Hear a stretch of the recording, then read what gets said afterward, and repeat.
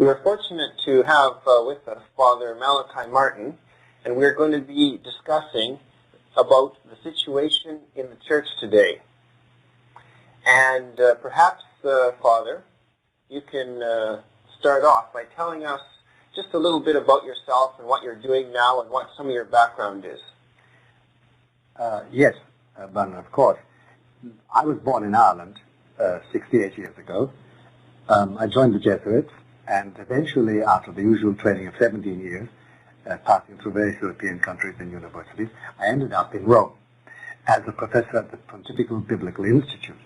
I was trained as a paleographer. Most of our listeners don't know what that is. It's somebody who studies handwriting, and my expertise was in Middle Eastern handwriting about the time of Abraham.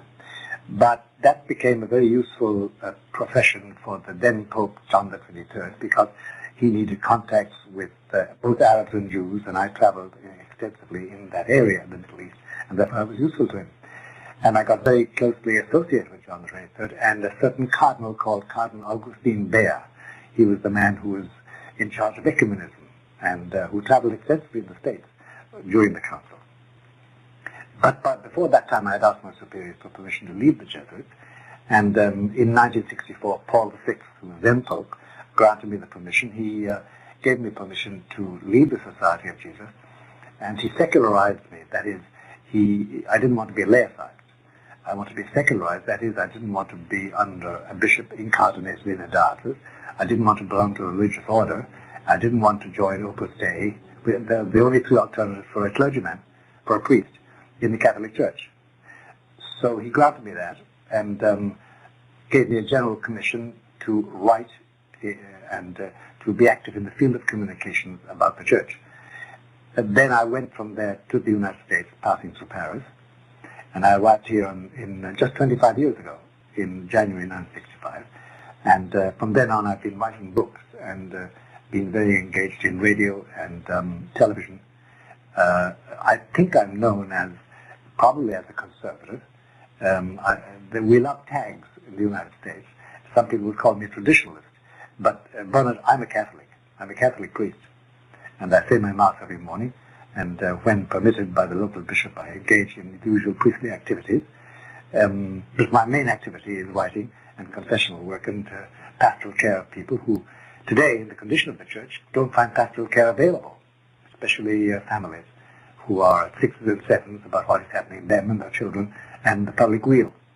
That's the brief history.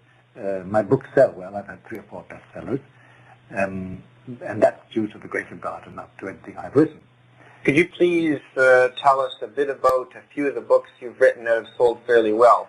The most commonly spoken about one is The Jesuits. That's right. It was, because this was the first book published which, in cameo, outlined what had happened in the major orders of the Church. In brief, between 1965 and 1975, the major orders of the Church, Jesuits, Dominicans, Franciscans, Carmelites, literally turned their backs on the papacy and proceeded to follow a line about the Church and about the mission of salvation of the Church, which is at variance with the traditional Catholic view of life and death and resurrection. I did merely a cameo study of the Jesuits, and immediately it was applied to all the other orders. They began to realize that something was extremely rotten in the state of Denmark, that if the Jesuits could have gone like that, and they did go like that, then they could explain the vagaries of the Franciscans and the horrible corruption of the Dominican order. And all these orders have been the bastions of the Church for centuries. And you know, it's a terrible reflection I have, Bernard, that today, what John Paul II needs at the present moment, like he needs air to breathe, he needs a body of men, highly trained, specialists all, in every possible department and sector of human life. He needs them internationally established at all the choke points of civilization: Africa, Asia, America, North and South, Canada, the Soviet Union, all Europe, Western Europe and Central Europe and Scandinavia. He needs them highly centralized. He needs them utterly obedient to the voice of Peter. He needs them utterly devoted to Our Lady and our Lord. He needs them as priests. And that was the Jesuits. That's exactly what Ignatius has in mind. And today, they are not there any longer. physically instead of going down in numbers. You know, there are less than 1,000 Jesuits in the United States today. I think in 1965 there were 8,500. And every third man in the missions was a Jesuit. But it's not merely numerically. It is the quality. They literally have declared a silent war on the papacy. Which is an exact reversal of their fourth vow, which is loyalty to the papacy. Obedience. Obedience. Blind obedience was the keynote. And that is why they were so valuable to the Pope, even to the point of permitting him to kill them off in the 18th century for the good of the Church, and then to revive them about 70 years later because he found he needed them. But that was perfect obedience. That's gone. So the Jesuits did create a stir and earned a lot of hatred for me and misunderstanding, except from the older Jesuits and from some of the younger Jesuits who realized that the truth was being told. Now, that was a very good selling book in the sense that it did a lot of good. It did a lot of good. It did open up what we call in the States a can of worms. It did show what happened. And the fact was I had Jesuits writing me privately, anonymously, with money to cover 50 copies to be sent to an anonymous address, a P.O.B. box somewhere, because they didn't dare show the book in public. The other book which created a lot of stir was a book called Hostage to the Devil, published in 1975, and it's the only published record of 5 exorcisms of living Americans. It was based on video and audio tapes because I have been very active in exorcism all my life. It was a bestseller here and abroad, and still is. What it does is this. It proves that any man or woman over 50 who doesn't realize that out in those streets, and in those boardrooms, and in the boudoirs, and in the corporate headquarters, and in the army headquarters, and the government chancelleries, who doesn't realize that Satan is alive and active and happy, that man or woman is a jackass. That is a very difficult concept for the modern mind to grasp, because one of the first teachings of the Church that is being sort of pushed aside by modern theologians has been a belief in Satan, the devil, and hell. That's right. It's the best PR job ever done. He doesn't exist. He doesn't exist. But please do this. Please kill the babies before they're born. Please establish a third way of life. It's human rights. Homosexuals have the same rights as heterosexuals. Please make homosexual marriage all right. Please use these contraceptives, because then you'll benefit all mankind. Will limit the population. It doesn't really matter if the people in East Timor are being killed off by the Indonesians. It doesn't hurt us. He's everywhere. He is everywhere, producing this demand for reason and tolerance and non-fanatic outlook. And every man is his own law, and every conscience is his own guide. This is the best PR going. But the devil, the old figure with horns and a dirty tail and yellow eyes and dirty books under his arm, hiding behind the bushes and saying, "Come over and I'll show you some sin." Oh no, that's myth and superstition. It always was. This is an angelic intelligence, far more potent than any human intelligence could ever be. It's an archangelic intelligence, and it is engaged in a life-to-death battle with one man, who's God, Jesus. We've got ourselves into a state of affairs, I think, both in the world and the Church, where the devil is active and well. And we'll be discussing this situation later on. But to understand how we got there, we have to go back in time to the days of before the Second Vatican Council, when at least everything appeared to be all right in the Church. Among conservative people, there is some debate about, is that period in the Church of the 1950s, let's say, before the Second Vatican Council, was it a very positive period, or was it a negative period, or what is a bit of both? What are, let's say, some of your reflections on that period of history, just shortly before the Second Vatican Council? Well, we can take this, Bernard, we can take this from a purely what they call historical point of view today, which is the secular point of view. And you can say, well, there was this teacher who was a bit wonky in his theology, and there was this movement in the 30s about the liturgy, which the Pope had to suppress. But, you know, if you'll allow me, I think we should get an overview of this, first of all. Well, why don't we do that? The overview was given by the one person, apart from Jesus Christ, who could give it to us, and that was the Blessed Virgin Mary. She did appear 6 times in 1917. And the last time was October 13, 1917, to 3 children and to 75,000 people. There was a miracle, the miracle of Fatima, at noontime at Fatima in Portugal. Fatima is a small little hamlet, 75 miles from Lisbon, the capital of Portugal. Let's not delay for the moment. We can go back to it later on, the miracle of the sun, because it's the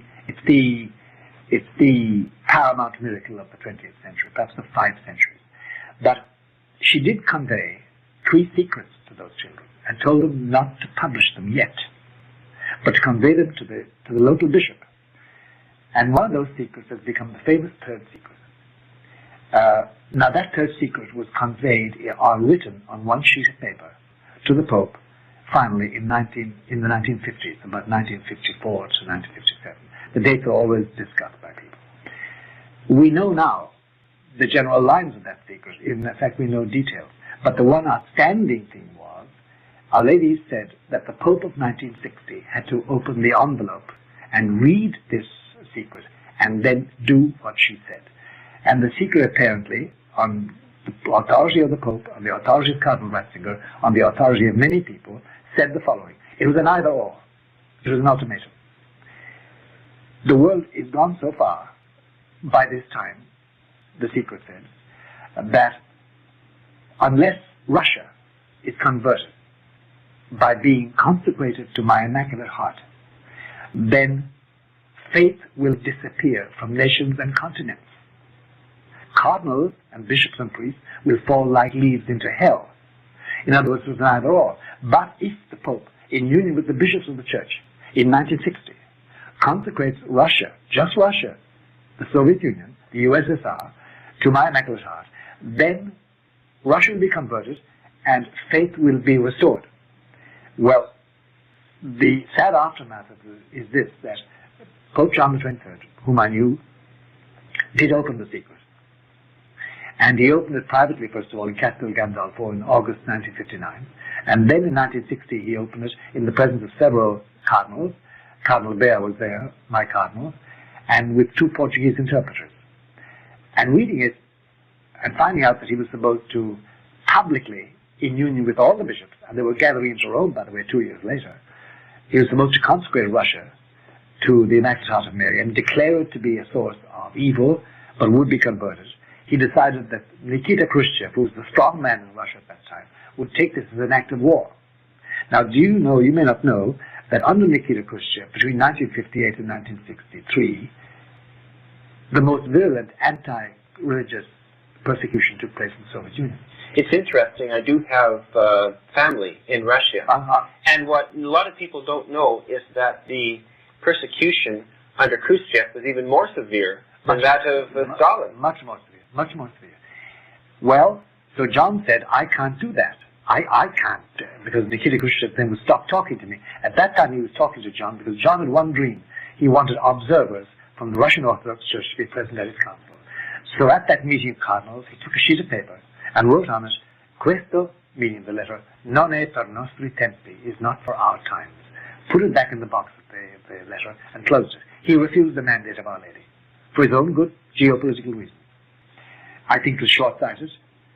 And above all, I think he disobeyed Our Lady. But I'm a simple priest. I'm not Pope. That's my judgment. When Paul VI came in, he read the letter and decided to do nothing about it. John Paul I read the letter, but he had only 34 days to live. John Paul II read the letter at the beginning of his pontificate in 78, October 78, and put it aside. And he only took it up again in 1981 when he lay in Gemelli Hospital, wounded. And then he suddenly realized that indeed Our Lady had saved him on May 13 from the bullets of Mehmet Ali Akshar, the assassin. And he sent again for the letter and all the documents, and Lucia, Sister Lucia, is writing. She's the only surviving child. And then he sent a message over to the Bishop of Leiria and to Lucia asking their advice about one point. And then in 1984, he consecrated the entire world. Which is not what Our Lady asked for. Nope. He made a special mention of Russia, saying that peoples, meaning the Russians, who still await their special consecration. In other words, the consecration hasn't been done. The point I'm making to you, Bernard, is that Our Lady's either or is in action. She said, unless this is done, unless it's made public to all nations and all governments, all peoples, then faith will disappear from nations and continents. There will be huge catastrophes. Many people will die. But in the end, my Immaculate Heart will save people. So, if you want an overview of what's happened, take it like this. How come, or take an image, I think it was in 1966, suddenly all electric power disappeared from the northeast corner of the United States. The reservoir filled with juice, as we say in the United States, suddenly was emptied. Nobody has as yet explained how it all disappeared like that. Similarly, if you look at the church between 1965 and 1975, suddenly Catholicity disappeared. Suddenly. Priests left, nuns left, suddenly bizarre ceremonies took place, suddenly every practice like devotion to the Sacred Heart, to the Immaculate Heart of Mary, confraternities, sodalities, attendance to Paul work, pilgrimages, benedictions of the Blessed Sacrament, the habit of visiting the Blessed Sacrament, children's First Holy Communion, marriage, abortion, contraception, homosexuality, everything was turned upside down. Suddenly, the reservoir of Catholicism suddenly was sucked out, disappeared. And the only theological way you can look at that, theology, not historical, in the secular sense, is that God withdrew grace. God withdrew grace, sanctifying grace, without which you can't be Catholic. That's the overall view of what happened. And that's why Pope John Paul II in Fulda in 1980, when confronted with very fervent German Catholics, they said, Holy Father, why don't you renew the church? He said, I can't. Renewal is impossible until Our Lady comes. He was quoting the echo of that letter. And then he put his hand in his pocket and pulled out his rosary and said, that's your only weapon, the rosary. Pray, pray, and do nothing else but pray.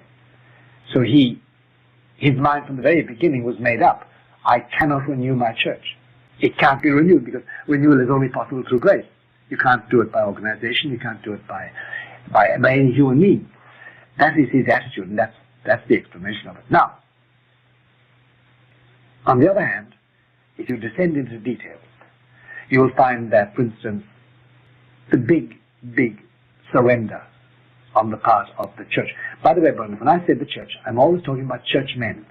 There are two things to be distinguished. The church essentially is the mystical body of Jesus. What is that? The words people toss out. What does it mean? It means this, that there is a body, there is a group of people on earth and in heaven who are in the state of grace. And being in the state of grace, that is the church without spot or wrinkle. That belongs to Jesus completely. There is a body of people in purgatory who are being purged and cleansed by grace. And they also belong to the mystical body. That's the church suffering, the church militant, and the church triumphant. That's the church, essentially. It has a visible organization, an institutional organization called Roman Catholicism, based in Rome, the first bishop of Rome, the Pope, and then consisting of dioceses run by bishops, all of whom are supposed to be subject to the Pope, to obey the Petrine authority of the keys of St. Peter. And we will be using the term church in line with the institutional church. That's right. Whenever we speak about the church, we're talking about the institutional organization, not that pure and holy body of people. Nowadays, of course, the numbers who really belong there, that's another question. Nobody can say. But we can go back to that question at another moment in this talk. Now, the church itself, if you examine its progress, say since 1913, you'll find that the seedbed of all the errors that have plagued the church and do plague the church today began then. They began then. Now the biggest plague, the biggest triumph of Satan is the destruction of the Mass. Because without the Mass, without valid priests saying valid Masses, being ordained validly by validly ordained consecrated bishops, we have no Mass, we have no Blessed Sacrament, the presence of Jesus is wiped out. Let's go back here now to the reign of Pius XII. Yes. He put out an encyclical called Mediator Dei. 1946. Yes, so this liturgical movement must have been active long before the Novus Ordo Mass was introduced. In the 1930s, it was. And in that Mediator Day, as you've known, but let's remind our listeners, he actually says, and there are some people who want to take away the tabernacle from the altar. He listed all the They want to take away black vestments. That's right. That's right. They want the place to face the people. Why did he do that? Because in Belgium and France and Germany of the 30s, there was a movement, a liturgical movement, mainly started by Benedictines, but also supported by the Jesuits, which proposed all these things, proposed people masses. And when it came to the Vatican Council itself, as you know, the last vote in the Council in 1965 concerned the Mass. And the bishops were absolutely categorical. They said, do not wipe out the Latin, keep the Latin Mass, but translate the popular part, meaning the Credo, the Gloria, the prayer before Mass, the Intribo Mass, prayers as we call them, and the communion prayers at the end. Put those in the popular language. But the canon stands. This was the Council. And I remember that a bishop who had visited Paul VI just after the end of the Council in December 1965 came in to me here in New York and said, you know, Malachi, the most extraordinary thing happened to me. I was speaking with the Pope, His Holiness, 2 days ago. And I congratulated him on the vote in the Council. And he said, don't speak to me about the vote. Don't congratulate me. There are already 18 new canons in vogue in France. They've gone haywire. They've already translated into vernacular, and the thing is not valid anymore. And I had no control over it. So what happened? Well, there was a character called Bugnini, Annibale Bugnini, who was a Freemason, member of the Lodge, who set as his goal to create a new ceremony in the Catholic Church. He has this in his articles published in the Italian Revista, which could be accepted by anybody, Catholic or non-Catholic or non-Christian. So it's an ecumenical religion, and because Bugnini was a Freemason, one wonders if he was doing this in the long run to lead towards the creation of a one-world religion. Of course he was. Of course he was. The difficulty is that he wasn't alone. He had powerful friends. And by the way, just as a footnote, you know that the official canon of the Mass now, the new Mass, the Novus Ordo, was composed by 6 Protestant clergymen and 2 Catholic clergymen. I mean, how bastardized can you become? No matter how pious and good these men were, they're not Catholics. They didn't know the Catholic tradition. But anyway, let's go on. What we have to acknowledge too is that there was a very carefully laid out integrated plan to make sure that no statement of the Vatican Council, if possible, couldn't be ambivalent.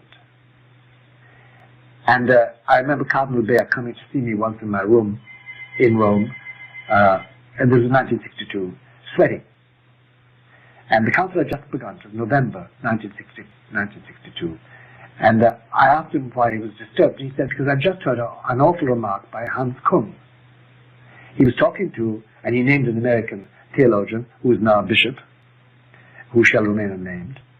And he said, Küng, in answer to a question by this man, I didn't hear the question, said, oh, no. This time we're not going to leave. We're not going to have another Reformation. We're staying inside this time. Which gives an eye-opener on what the plan was. And the plan was simply to make sure that the traditional Romanist Catholic traits of the Church would be wiped out.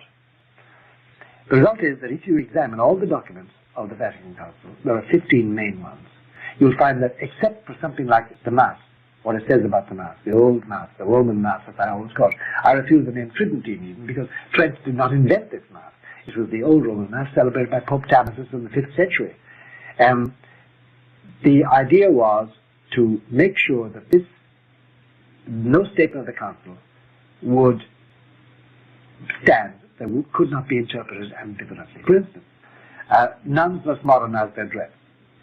It's quite clear from the discussions in the Council at that time, they meant, well, get rid of things which are really a hindrance, say, in a subway, or a hindrance simply out of place. They certainly didn't mean nuns to walk around with pearl necklaces and lipstick and powder and hot pants and hot dresses, and to sit in cocktails in large hotels having their annual conventions. They meant nuns to have a garb, a religious garb, a sign of their devotion to the spouse they had married by their vows. What seems to have happened is a complete revolution, because for a nun to go from heavily garbed into lipstick and watching television and miniskirts, it's a total turnaround. It was destruction. It was destruction. Not only that, but there were a whole, as you know, in California, there was a whole set of schools. Simply, all the nuns simply left the order, left the church. But that was carefully done in the Vatican Council. Everything was left ambivalently. And the main thing that was left ambivalent was religious liberty and the idea of communism. As you know, 500 fathers asked Paul VI to allow them to condemn communism. They were forbidden. That was one of the agreements that John Schrader made with Nikita Khrushchev. That was one of the things that haunts us today. Let's talk about this Rome-Moscow agreement. What is this Rome-Moscow agreement? Well, the Rome-Moscow agreement is very simple. John Schrader did feel that if he could get 2 Russian observers in Rome for the council, that it would be Pentecostal. Nikita Khrushchev knew well the power of propaganda and the voice of the church. And already the satellite countries were in trouble, and Russia was in trouble too. So he said, provided there's no condemnation of Marxism by the church or of the USSR, and he had several other things besides that, but that was the main thing, then I will grant permission for 2 observers. The negotiations were carried on by Cardinal Tisserand, a French cardinal, in the house of the Bishop of de Smet. He was a French bishop in Metz, in the city of Metz.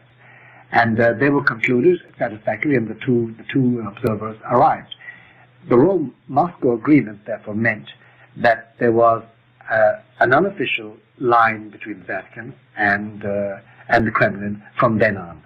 That had been established, by the way, during the war by a man called Monsignore Giovanni Battista Montini, behind Pius XII's back. And Pius XII was utterly enraged when he found it. It was one of the reasons why finally he expelled Montini and made him Archbishop of Milano. And then from later on, after his death, he became, as you know, Paul VI. And another man who was very active at that time in the Vatican State Department was Agostino Casaroli. We know a lot about him. Yes. He's the Secretary of State. And he gathered around him an entire band of people who are very anti-American, very anti-Anglo-Saxon. And it's not that they want to become communists. They just believe that the pie can be carved up differently. And they never got very far until John Paul II came in with his personal charisma and made it possible for us to have this interview with Gorbachev. But that's a completely different question, what is happening now under John Paul II. The trend in the Vatican was to allow the Marxist idea to pervade Christianity, which emerged, as you know, in liberation theology in Latin America, and was never suppressed, even though John Paul II has made more than 3 trips to Latin America to suppress it. And that was the Rome-Moscow Pact, and it's still in vogue. It's still in vogue. And Rome has not gone back on it. Vatican diplomacy is such that once a mistake has been made, it generally tries to live with it. It rarely tries to obliterate the mistake. Rarely does. So it has lived with this all during the reign of Paul VI. And there were contacts. All the bully boys of the satellite nations went to see Paul VI in the 70s. And President Podgorny, Nikolai Podgorny, way back in 1967, I think, came to the Vatican to see him. And Paul VI used to receive this famous man, Metropolitan Nikojin, who was the go-between. He was the Metropolitan Bishop of Leningrad and Lamboga, second highest ranking bishop in the Soviet Union. It was he who negotiated with Tito on this Moscow Pact, and it was he who died in the arms of John Paul I, as you know. Do you think that the Russian Orthodox Church, led by Nikodem, is very much a puppet church? Absolutely a puppet church. It's as one Russian said to me, it is deviled. I can't translate the Russian word in any other way. He said, we have been servants of the devil for so long, we have forgotten what we are. And if you want to measure the amount of devilment in the Russian Orthodox Church as an organization, think of the following fact, that nobody can be of any prominence in the Russian Orthodox Church unless he's a member of the KGB. Nikojin himself was a colonel in the KGB. He was tortured 11 times by the KGB that thought he was turning tail on him, which he finally did. What do Catholics behind the Iron Curtain think about the Rome-Moscow Agreement? First of all, let's be clear on the condition of Catholics behind the Iron Curtain. Contrary to what a lot of people would like to think, the condition of youth and the condition of the Church behind the Iron Curtain is almost worse than the condition of the Church in the United States and Europe. Almost worse. But there are solid bodies of believers who have clung on, mainly in the Ukraine, by the way. We have 4 to 5 million Ukrainians who literally have been having Mass in forest glades and behind rocks, much as the Irish had for 100 years during the British occupation of Ireland. Now, they have regarded all contact with the Soviet Union as abhorrent, because they lived with the commissars. They felt the whips. They were sent to the Gulag. They lost their priests and bishops and nuns and churches and convents. They regarded it as blasphemy. They couldn't understand it, and they don't understand it, because they had lived with the demon called Marxism under Stalin and Nikita Khrushchev, and under Mr. Gorbachev, and under all the intermediary figures. They know the truth about everything. They have no illusions whatever. And if you talk with people like Cardinal Tomaszek of Prague, who's now free to say his Mass over the television, you'll find that his eyes film over when you question him about the goodness and the wisdom of the Rome-Moscow Pact. They regard themselves as having been delivered lock, stock, and barrel to the hands of the Soviets. Because they say, if at any given moment Rome had flung its full weight publicly, against the Soviet Union, as Pius XII tried to, but at that stage he was almost 80 and physically too weak and psychologically broken down. And already the tentacles were spreading into the Vatican, the tentacles of what they call the superforce, which is now within the Vatican bureaucracy itself. If the Church had done that, if the prestige it had coming out after the Second World War, the prestige was huge in America and in Canada and in Latin America. No doubt about it, it could have curbed what Stalin was doing. It could have curbed Nikita Khrushchev. It could have made a difference. We didn't do it. We compromised. One small example, I'll tell you. Paul VI got all the bishops of Vietnam assembled in Saigon and sent over a special emissary, a cardinal, whose name begins Pignatoli, to tell them to advocate surrender and peace with North Vietnam. Total surrender. Why did he do that?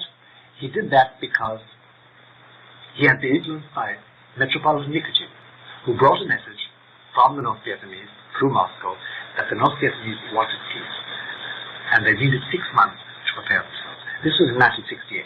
In 1968, the United States had leveled North Vietnam. They had no hope of winning.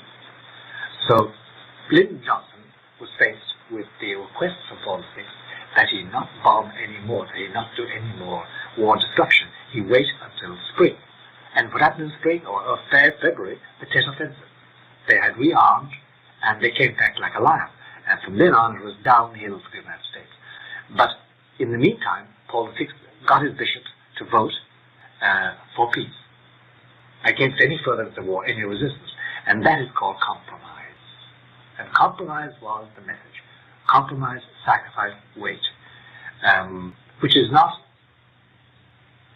the action of a militant church conscious of its own strength. It was compromise. And the result was that Mindszenty, for instance, was hauled out of the legation in Budapest, where he had been for 15 years, promised that nobody would be made cardinal in his lifetime, put in a seminary in Vienna, and immediately they appointed a new man, Lecoy, who was a Marxist. He's dead now, the cardinal. But he was an open Marxist.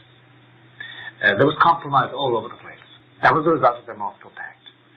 And the result was that when the Latin Americans in the late 70s started with their liberation theology, and we said, well, the church has a pacific approach to all this, and obviously you can Christianize Marxism.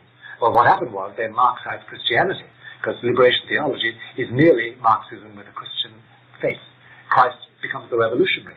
Mary is the mother of all the revolutionaries. The bread of life is no longer in the tabernacle. The bread of life is not what we manufacture in our factory, which no longer belongs to the... it's a materialistic ideology, then. But in Christian terminology. That's the point. So it's Marxism with a Christian veneer, then. That's right. If you attended any of the meeting of the basic communities, comunidades de base in Latin America, of which there are 600,000 now, they trample on the cross. They say this castrates the people. Jesus was a revolutionary. He was killed because he was against the witch. And they use all the words about Jesus leading them, I am the way, the truth, and the life, take up the cross of war. This is Marxism. They have turned the truth upside down, because one of Christ's basic messages was that his message and his kingdom was not of this world. Of course, of course. But they have made it now. And that's why Paul VI made the error too in his own way, misguidedly, declaring that now we will work with man for a better world. But this is not the mission of the church. And that's what John Paul II has never heard. He knows exactly what salvation means.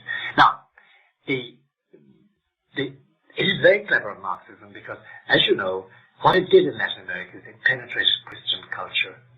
And that is why, say, Nicaragua had the support of the Jesuits and Carmelites and Dominicans and Franciscans.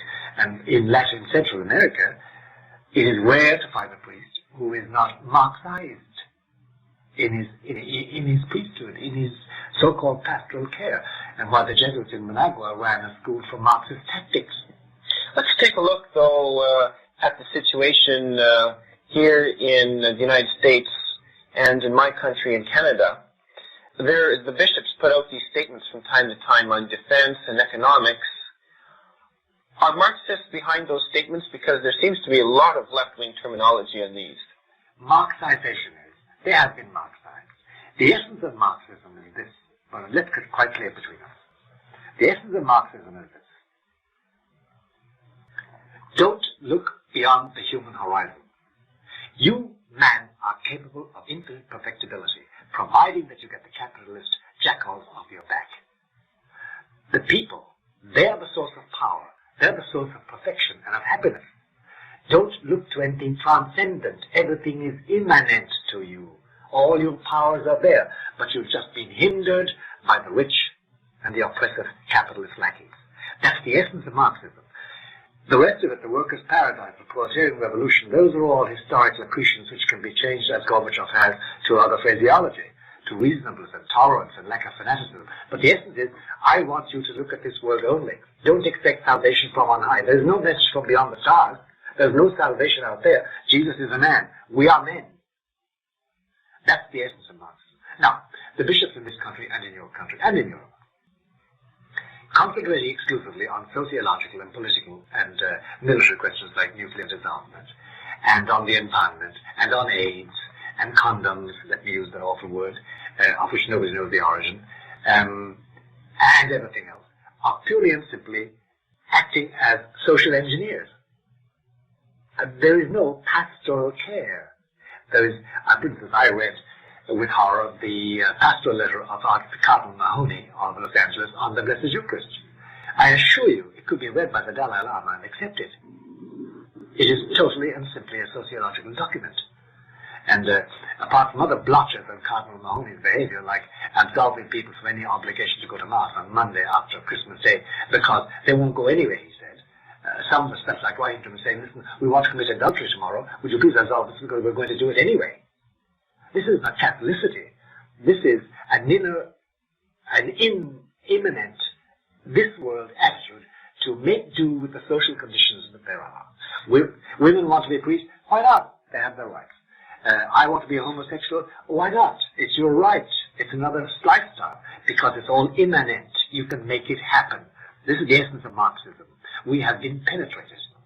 Could it be then that the common thread that what has happened since the Second Vatican Council is that the Church has been secularized, that humanism has replaced Catholicity? It has, but the key to that is just one person, one intelligence, Satan, Lucifer. He has successfully sold a bill of goods to the majority of Catholic bishops, namely that their job now is to align the Catholic people with the movement of peoples towards human perfection in a very interdependent society of nations. That is what they've been sold. And they will not do anything that violates that. And That's why you can safely describe our bench of bishops in this country, there are about 300 of them, as the religious arm of the left wing of the Democratic Party. It toes the line, right down the line. And it seems that they're spineless, like on the issue of abortion and various other liberalizations that have occurred since the 1960s on divorce or what have you. They have been totally spineless in opposing those movements. Totally. And the compromises they made were terribly embarrassing. Now, because, for instance, when Governor Cuomo of this state, New York, came out in favor of abortion funding, and he procures abortions by financing them, there was no condemnation. He's a public figure. Now, from the very beginning, you should have made it clear. Anybody who votes for abortion funding procures abortions, in other words, just as sure as the surgeon procures the abortion, or the wife who submits to abortion, or the husband who pays for it. Anybody who does is excommunicated, can't receive the sacraments. He can go to Mass, or he or she can go to Mass, but until they confess it and repent in public, they can't receive the sacraments. That should have been applied wholly from the very beginning. It wasn't. So when Bishop Maher of San Diego excommunicated or declared that the candidate for election, I forget her name, Killaire or something like that in California, on account of her abortion behavior, or favoring of abortion, could not receive the sacraments, everybody howled at him. How dare you interfere with the political rights? From the very beginning, they should have made it clear, this is not a question of political rights, this is religion, this is our stand. They didn't. They didn't. You know, one main failure there, this is the theme we should, I think, hit upon further, is this. When Jesus left us, visibly, he didn't give us armies, he didn't promise empires. He promised we'd be hated, by the way. He promised the world would always be against us. But he said, you have one thing, you have a spiritual weapon, my grace. The one thing the bishops have not used is their spiritual weapon, the grace at their disposal. Let me give you an example. Recently here, in the last 4 weeks, St. Patrick's Cathedral was desecrated by the homosexual organizations. They invaded it, they interrupted the Mass, they broke the host into pieces and threw it on the ground. They were insulting, and they had placards which were blasphemous. Cardinal John O'Connor purified the church canonically, but he never once decided to use the spiritual weapon of consecration to the Immaculate Heart of Mary. What he should have done, what many advised, was that he consecrate the homosexual community of New York to Our Lady of the Immaculate Heart, asking for grace they be converted, because the only power we have is that grace. They haven't used that grace. They have not used that grace. They have not used the spiritual weapon. And therefore the spiritual weapon is lying dormant. And we are at 6s and 7s. We don't know what to think. We're just hurt. And we want to be Americans. And we want to be like everybody else. And we want to be at peace with everybody. Catholics have joined the world, in other words. That's right. That's right. That's the bill of goods for the soul. You've got to be part of it. Otherwise, why be fanatic? You're not American, you're not Canadian, you're not good citizens. You've got to be part of it. That's the bill of goods that's been sold by one archangelic intelligence. Now, when Lucia was speaking with Our Lady in one of her visions, there was a very poignant moment when Our Lady said to her, look, my child, don't be surprised if at a certain moment a certain diabolical disorientation affects the best of minds, a disequilibrium, so that they no longer judge according to the voice of my Son and of Peter. And you know, when you regard the way the bishops have acted, and the way priests act, and the way theologians act, and the way the best sometimes make awful errors, talking out of two sides of their mouth, you realize that there is a disorientation. They no longer know what it is to be Catholic. They no longer know, they no longer have the Catholic instinct. And why it's safe to say that we no longer have a Catholic people. What we have is this, we have one-on-one groups who are still Catholic. And amongst my associates in the United States and abroad, the first question we ask about anybody who looms up on the horizon for the first time with an appointment or a book or whatever, we say, is he Catholic? And we don't mean has he been baptized. We mean, is he still of the faith? Does he believe? Does he practice what he believes? Does he live it out? Does he say the rosary? Does he go to Mass? Does he go to confession? Does he uphold the Petrine authority? Because that is the crux, Petrine authority. That is the aim of the entire revolt of the bishops, to get rid of the Petrine authority. And it's almost got rid of in practice, as you know. It looks like that there's really only pockets of Catholicism left throughout the world. Just pockets. And anybody who doesn't realize that by now has his head stuck in the sand. Because the church has now been blanketed. You see, it's very easy in the church. It's composed of an organization of dioceses and parishes. And the pipeline into that comes from Rome, through the bishop. The bishops have occupied all the choke points of that pipeline, and they have piped into it a new structure, the novus ordo, the RCIA. If you people in Canada have experienced the RCIA. What is that? That is the new way of Christian initiation. And if you read the manuals, baptism in another form, you'll find out that it's full of the most amazing amalgam of naturalism, environmental love, a bit of voodoo, some witchcraft, some Wicca, as we call it in this country, W-I-C-C-A, some Protestant traits. But absent is genuine Catholicism. And then we have, in addition to RCIA, we have a thing called renew, which is a form of renewal, they call it. And it means chiefly that the idea of a priest offering the Mass is out, that the people now have the power, that they decide what prayers to say, and they decide what their approach to sin is. This has been piped into schools and parishes so that it has blanketed the Catholic Church in the United States and abroad, and has changed people without them knowing they've been changed. They've been led by Pied Pipers out of the church. You know, if you went around England in 1530 and said to anybody, "Are you Catholic?" They said, "Of course I'm Catholic." By 1630, several men had worked on them. And if you went around in 1630 and said, "Are you Catholic?" They said, "Of course I am." But at that time, they no longer had Mass. They no longer had any obedience to the Pope. They no longer recited the Credo we always recited. They no longer had the virtues. They were into Protestantism, but they did not know it. They were Anglicans. They no longer had valid priests. They no longer had valid sacraments, confession, baptism, holy orders, anointing of the sick. That was all gone, and they didn't know it. Similarly with the Mass of the Catholic people, they don't know. They don't. How could they know? The institution is still there. That's right. It's a grand illusion. We have cardinals and bishops and priests and nuns and convents and monasteries and priestly presses and Catholic libraries and Catholic colleges and Catholic books. But it's an illusion. So it's a facade. It's a facade, behind which there is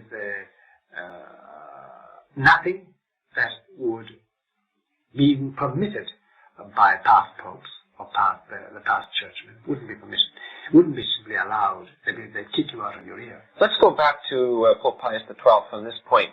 Did he foresee that something like this was going to happen? Yes, that's why he refused to have a general council. He refused anything like that, and why he was insistent on two or three things. No truck with Marxism. No even talking with Marxism. Utter separation and waiting and blocking them. And why he tried to set up an underground church in Russia itself. And he had 5 bishops and 7 apostolic administrators in Stalin's Russia until they were betrayed. A man came down once, said he was a Russian Orthodox, entered a Roman seminary, was trained, was ordained, and went back to Russia. He was a Russian spy, with all the names. And overnight, everything disappeared. They were all taken and killed. And that liquidated Pius XII's attempt to have an underground in the Soviet Union. But that was one point he stressed, Marxism. Another point he stressed was Our Lady. He stressed this devotion of the. It finally became a sort of a joke amongst the bishops who were already losing their faith, that you couldn't get near him unless you were saying the rosary. By that time, the work of the devil had started, and devotion was diminishing.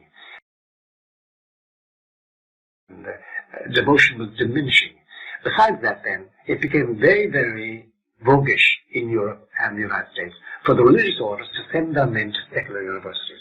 The plea was, if they go to secular universities, they will know what the other side is saying, as if you couldn't read it in their books and listen to their lectures. The result was they turned out a generation, my generation, of thinkers, theologians, bishops later, cardinals later, who had absorbed secularist ideas, and with all their friends and careers and honorableness linked with a world which is totally anti-Catholic. And that was part of the seeding for Vatican II. Now, that was the first thing those 2 things that Pius XII hit. The third thing he hit very hard, but always just touching it because he hadn't read the third secret, was the coming destruction of the church and of civilization. It's a note you find in creeping into his public sermons and addresses, and in some of his letters, because he had got communications from Lucia, Sister Lucia, the surviving child of Fatima, and from others about what Our Lady had said was going to happen.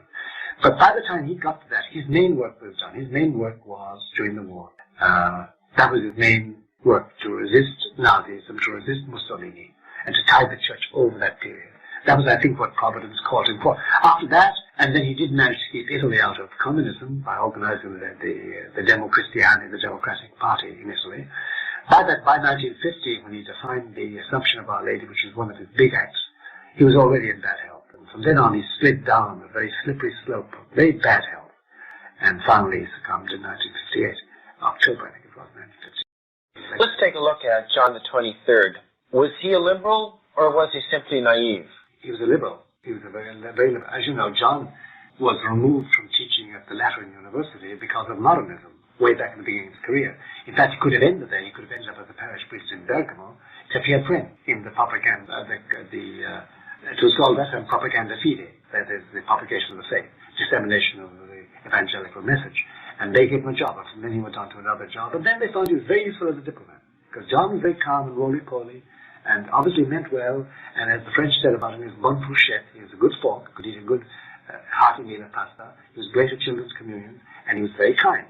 He did save innumerable thousands of Jews in Hungary during the war by issuing about 27,000 false baptismal certificates which were passed around and saved them.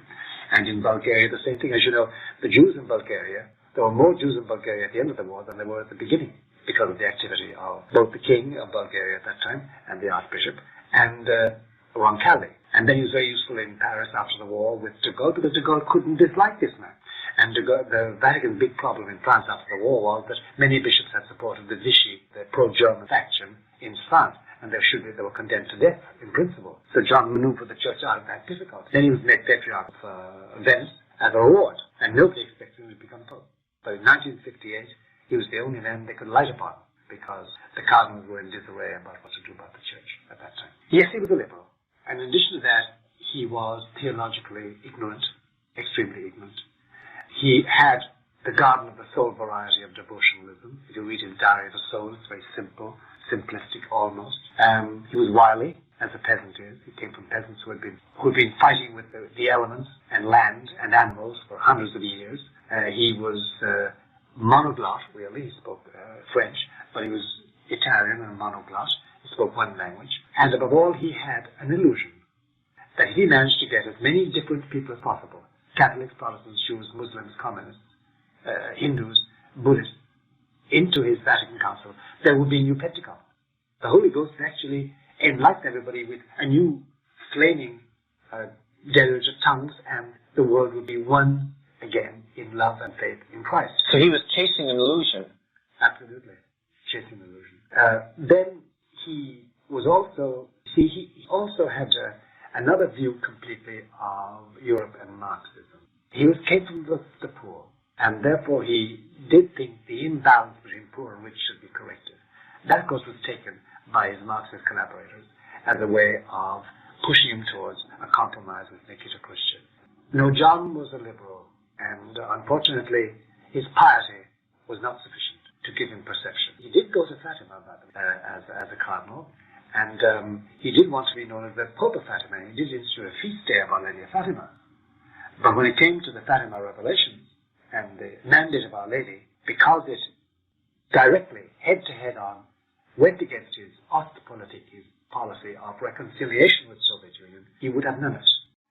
And therefore he said, this is not for our time. And the question one would have loved to have asked him is, why didn't Our Lady tell us that? If she says, in 1960 the Pope must open this and publicize it to all the nations of the world, nobody wouldn't dare ask him that. Before John the 23rd died, did he realize that something was starting to go wrong? Yes, he did. Insofar as his carcinoma allowed him, because from March on, John was in a very bad condition, March 1963. He died on June 3, and in a horrible agony of hours of horrible pain. But he used to say at the end, it's no longer non il mio concilio, this is no longer my council. After the first session, he knew that the anti-force had taken over. Because, as you know, in his preparation for the council, he had a preparatory commission, and they prepared what they called schemata, that is documents, which will be discussed by the bishops in council. They'd modify it, change it, adapt it to the individual needs and the needs of the Church Universal, and then stamp it with their signature. Archbishop Lefebvre was on this council, wasn't he? He was. Archbishop Lefebvre was. What happened was, in the first session, they simply said, we don't want these documents. We've got to have new documents. And the new documents were exactly tailored to that blessed ambivalence they wanted. And from then on, he knew the council was going down. Physically then, you see, the carcinoma was eating away at his vitals, and he was already over 80. And he simply physically hadn't the strength. And apparently, he hadn't got the grace, or Christ didn't want him to do anything. Because over all this burden, over all this mess, this disintegration of the Catholic Church in its institutional organization, and the infidelity of priests and nuns and cardinals and bishops, and the connivance, say, amongst European cardinals against John Paul II, and amongst American cardinals against John Paul II at the present moment. Overall, you must say to yourself, this has been permitted by Christ. He is, after all powerful. He could change all hearts. He hasn't. He has allowed it go like that. So this is permitted by Christ, not willed. It's something you must reflect on. We must all reflect on that he has allowed it. He has allowed this victory of Satan, because it is a victory, a marvelous victory. It's a terrible victory for us, but for him it's a superb victory. He has successfully infiltrated the church in its highest levels, right up to the throne of Peter. So we must say that about John XXIII, he wasn't given the grace to see where the errors he made. And Paul VI wasn't given the errors to correct his weakness. He was a great pope in other ways, but he could not correct them. Why? He didn't get the grace. That's the most charitable thing we can say. Let God judge him. As you know, poor Paul VI went around Castel Gandolfo in his last days, shuffling, because he had terribly swollen legs with phlebitis, besides his lungs were giving out. And all they could hear him say, when he didn't think anybody was with him, were, read the conversation, little stretches from the credo. Credo in unum Deum, credo in ecclesiam catholica, credo in unum Deum, credo in Christum Dominum, as if to assure himself on the verge of eternity, and that it all held still intact. He seemed to be somewhat helpless as a pope. Totally helpless. He was already coddled and swaddled in the folds of the superfors installed in the Vatican, and he could do nothing about it, just as John Paul II. Perhaps the only thing is that John Paul II, coming from a distant land, being a fighter, having his own geopolitical point of view, has decided on an end game. He's going to double right around it, he says, and thinks and plans. He is not Paul VI, he's not Italian, and he's not John XXIII, he has no illusions. This man has no illusions at all. What is his game plan? Or what was his game plan when he came to office in 1978? Geopolitical. That is, he accepted the fact there was no possibility of renewal. No way he could scour out the church. No way he could reform the cardinals. No way he could clean out the Vatican bureaucracy. No way he could change the mass of the clergy in Latin America. No way he could save the Jesuits. He tried to suppress them. That was his intent originally, in removing the general of the Jesuits. And finally, he stopped even there. There was no point in any further attempt. But he did believe and does believe and holds firmly that he is the watchman on the wall waiting for Our Lady to come in the skies. It sounds fantastic. That is his belief. That will happen in his lifetime, and soon, not late. And we're now in the banner years of that. You know, a lot of people didn't understand, and didn't even take time to understand him in 1987. He established the Marian year. No, 1988, established the Marian year. He began in the middle of June and ended in August. And notice, why should have a Marian year, which was long, 13 months, and which apparently went nowhere? He was preparing for Gorbachev and the present shake-up of the entire structure of the world, the Society of Nations. But that's another question. And this is a topic which we will take up in our final tape on Inside the Vatican.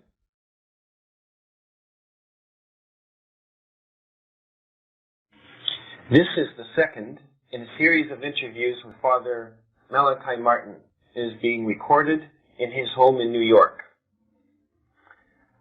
Father, in this discussion, we're going to take a look at the situation from the perspective of the average layman in the pew.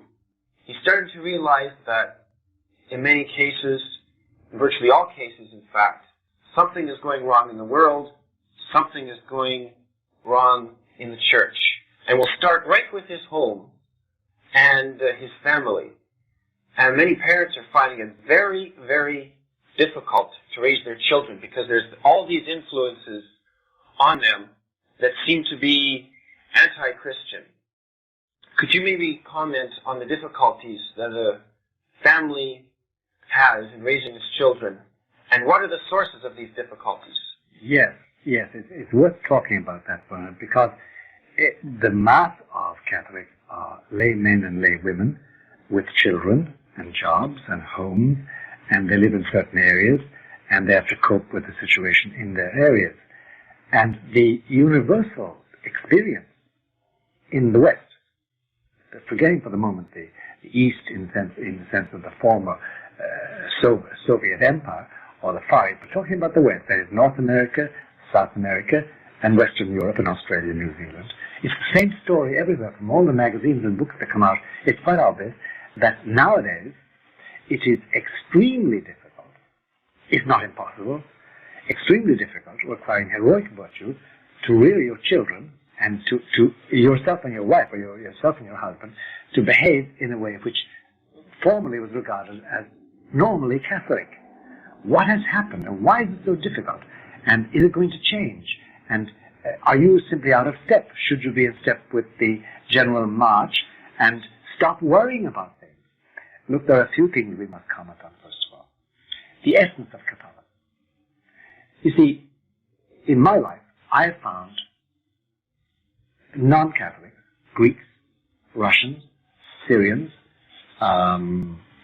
Protestants of all kinds, very pious and good. I mean, sometimes they were saints in my estimation. But missing was one Catholic ingredient. One typically Catholic ingredient. And if you don't find this ingredient, you haven't got Catholicism. It's this. If you examine the entire sweep of Catholic theology and pastoral care over the centuries, down to the middle of this century, you'll find that Catholicism meant many things. It's a rich storehouse, by the way, which we're neglecting nowadays. But it's a rich storehouse, but one note always came out. There is a thing called Catholic intimacy with the divine. What does it consist of? Oh, listen, apparently very simple things. It's prayer to the Blessed Virgin. It's devotion to the angels. It's novenas. It's the Blessed Sacrament being visited for 5 minutes to say hello, to console our Lord, to talk to him, to ask him about the problem of that mortgage, to talk about that child who's playing truant, to talk about your difficulties with your wife or your husband. Then it's benediction. It's the repetition of hymns. It's the constant flow of thoughts and devotions and recommendations from the Pope through the bishops to the people, and from the people through the bishops to the Pope, and pilgrimages. And it is this network of intimacy with all things belonging to heaven, because Catholicism set out to establish on earth a replica of what heaven is, so that you can have the food of angels every day, and you can assist at the supreme sacrifice of Jesus, and you can embrace his wounds every day in Holy Communion, and you can talk to Our Lady and get her help, and your boys can grow in the image of Christ, and your girls can grow in the image of Our Lady. And then there would be special people set aside, devoted to him, like priests and nuns and religious orders. And then there would be the occasional special event, like a pilgrimage or a special mission. But it all centered on this uniquely Catholic trait of intimacy with the divine. We were allowed to have our conversation with heaven. As St. Paul says, our conversation is with heaven on this earth. Now, what normal people have found is that suddenly that is cut off. Suddenly they are expected to dialogue with each other. Suddenly they're expected to regard the priest as somebody the same as them. Suddenly they're supposed to treat Jesus in the Blessed Sacrament as something very separate from their lives. Suddenly they're supposed to engage in sociological and in environmental studies instead of studying anything about their faith. Suddenly they find that the rosary is no longer prominent and is not sold even in churches. Suddenly, in other words, everything is taken out from under them. They find their children coming home from school saying that, well, the Buddhists are very good, they're just as good as us, only they have different faith.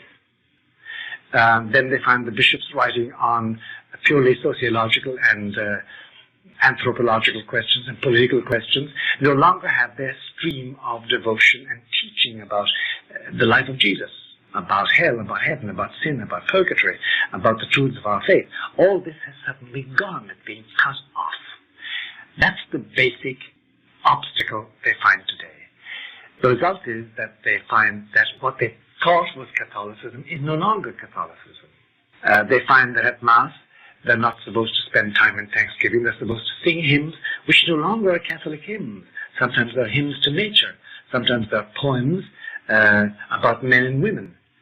Sometimes they're quotations from Buddhism or Hindu books. And then they find that at Mass itself, there's no longer the devotion centralized on the altar. It is centralized on somebody dressed in leotard doing a dance. Or it's centralized in peculiar banners and in new forms of expression, even drawn from natural, say, events like storms and seas. They no longer have a spiritual vocabulary. Everything has changed suddenly. What did happen? What produced this? Well, if you see ever an overall phenomenon affecting millions of people, and there are millions of people in the two Americas and in Europe, and it is all stamped in one way and comes at you suddenly, comes at them all, you can be sure that it didn't happen by chance. In other words, we know now that this has been a concerted plan being put in action by an organized body of men. The difficulty is that since it is so universal, we know that it started at the top. It didn't start in one diocese. It didn't start in one country. It started in Rome. Because the church is so arranged that the pipeline from Rome flows into all dioceses. And we can track now through the various pontifical organizations and through the communications in those pontifical organizations, we can track the instructions and the directives given, so that overall in the church, in the West, in Europe, in the Americas, in Australia, in New Zealand, this message would go out loud and clear. This is the way you do it. This is how you conform. And it's a terrible situation because it has affected people in Rome. For instance, John Paul II did issue an indult called Ecclesia Dei, which says that we must, after all, take care of the sensibilities of people who want the old way of doing things. And therefore, we must have some measures that will take care of their wishes. Cardinal Meyer, who is in charge of this, recently has made it quite clear that this means that he will restore the Mass in certain places, and he won't restore it in other places. And when asked about it, he said, well, that's the meaning of the indult, that the bishops can do what they like. And this is a twisted view of what the Ecclesia Dei indult originally meant. It means that Cardinal Meyer is no longer free. It means that in Rome there is this super force that they cannot dislodge at their peril. And that has a hold of the teaching church. Recently, when the Pope appointed conservative bishops in Europe, 173 theologians signed a document, Germans and Belgians and French, saying the Pope had overstepped his authority. And nobody has said they hadn't been condemned. In 1984, when John Paul II wanted to make the Tridentine Mass, if you want to call it that, a right on equal parity with the novus ordo, 4 cardinals flew to Rome. Basil Hume of Westminster, who is no longer Catholic in my estimation, that's my own personal opinion, Cardinal Lustiger of Paris, and 2 more flew to Rome and browbeat him into saying, you cannot sign this document.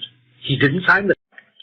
There seems to be a network which frustrates people like Cardinal Meyer, who are, let's say, trying to implement traditional forms of Catholicism. That's right. There is a network which frustrates them. And the fact that they cannot do anything about it means it's powerful, means it has all the levers of power in its hand. And therefore, that this is one of the reasons why John Paul II knows all renewal is impossible. He cannot do anything about it. He had to excommunicate Archbishop Lefebvre, instead of going himself to Econ and performing the ordinations, which was his original wish. He couldn't do that. He wouldn't be able to get back to Rome, probably. Because here's the essence of that organization, Bernard, and it's frightening. There is a large body of highly placed clergy, beginning with cardinals and going down as low as Monsignore and then into priests, who have one aim in life, and that is to make sure that any exercise of petrine authority obsolesces and falls into desuetude. And de facto, they have brought church administration to the point that the Pope no longer exercises papal authority, except in a rare case when it's useful to them, the excommunication of Luther. But otherwise, he doesn't exercise it. You see, there are two ways of my getting rid of you. You are with me in the company, and you have a job. And I don't like you. I want to eliminate Bernard Janzen. Well, I can try and get you killed. I can try and get your job suppressed and you fired. Or I can arrange it so that your job becomes OTOs, becomes pointless. You shuffle papers. You have no influence on company policy. You have nothing to do with the sales of our goods. You have nothing to do with the financial aggrandizement of the company. You sit in your office. You are useless. You have obsolesced. You're in destitute. Your job is a cynosure. It means nothing. That is the aim of the present superforce, to make sure that the petrine exercise of those keys ceases, and therefore that it will be more or less like the ostrich feather fans they used to wave around the Pope when he was on the sedia gestatoria being carried in public. They're just relics of the past. Oh yes, we used to do that, but we don't do it any longer. In other words, their goal is to make the Pope somewhat like the Queen of England, just a symbol. Yes, but the ultimate aim is destroy petrine authority, destroy the unity of the Church around Peter, and that's the destruction of the Roman Church. That's the aim. And if you examine carefully the behavior of a thing like the Bernardine machine, as we call it in the United States, it's Cardinal Bernardine of Chicago who runs the bishops, the USCC and the NCCP. You'll find that it's always an endeavor to say, well, we Americans think this, we can't adopt the Roman point of view. And French do the same, and Spaniards are doing the same, and the Germans and the Belgians, and the Latin Americans are trying, some of them are trying to do the same thing. It's an effort to make sure the Pope does not exercise authority, because once he ceases to exercise it for an amount of time, it obsolesces. He doesn't do that. He has overstepped his authority, as the 173 signers of the Cologne Declaration said. You have no right to do this. You're Bishop of Rome. You administer that. Leave us alone. We can manage our own church in Germany, our own church in America, the Americanist church. That's the aim of it. Let's take a look at what happened after the appointment of this East German bishop. After there was that protest, the next bishop to be appointed was Casper to the Diocese of Stuttgart. Walter Casper has written several books. He's a prominent theologian. He's been in the Synod, the Roman Synod, several times. And from his books, it is extremely clear that Walter Casper no longer holds with the Magi coming to see Jesus, no longer holds with the Ascension. In fact, several truths of the faith that we've always believed that belong to Catholic intimacy with the divine no longer hold for Walter Casper. Why make him a bishop? Well, I suppose you could ask the same question about Bishop Lehman, who in his book seems to lean in favor of the fact that St. Joseph was the natural father of Jesus. How can these men become bishops? Because the superpower is in charge. How does that work? It works like this. If you think, or if anybody thinks the Pope decides to make Bernard Janzen Bishop of Strasbourg and writes a letter to Bernard saying, "You are now Bishop of Strasbourg, come and be all consecrated by me," then you have another thing coming. That is to pass through the bureaucracy-sodden and laden mechanisms of the Vatican, which is peopled with the superforce. All with their instructions, all with their anti-papal mentality, all with their point of view, ready to scotch things, ready to guide things, to push things at the bottom of the pile, to refuse an appointment, to make it impossible to do it. Bureaucratically, he cannot just sign a document. There are 5 or 6 signatures that go with it.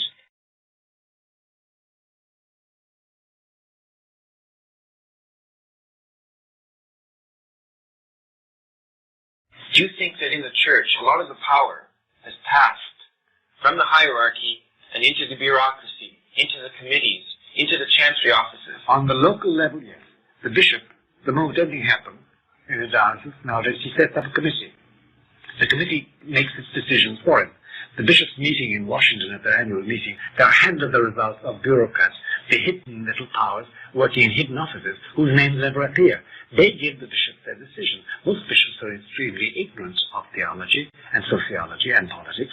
They just sign the documents because the rest of them are doing it. Nobody's going to rock the boat. On the diocesan level, that's true. In the Church Universal, it's in Rome. The choke points are and the blocks are. And there, John Paul II wouldn't live long enough to weed it out. He has no power to do that. It is just too strong. And I would think, too, that any really manly attempt to eviscerate the superforce in the Vatican would be met by his death. Do you think that's what happened in the case of John Paul I? It is a feasible supposition, but I have to cling to history in this matter. We don't know. And I also feel in the Catholic Church, what the Pope has said, that's that. It would be nice to know. It's titillating the imagination. It's horrific for the imagination to find out the truth about these things. But the Pope is dead. Long live the Pope. We now have another Pope.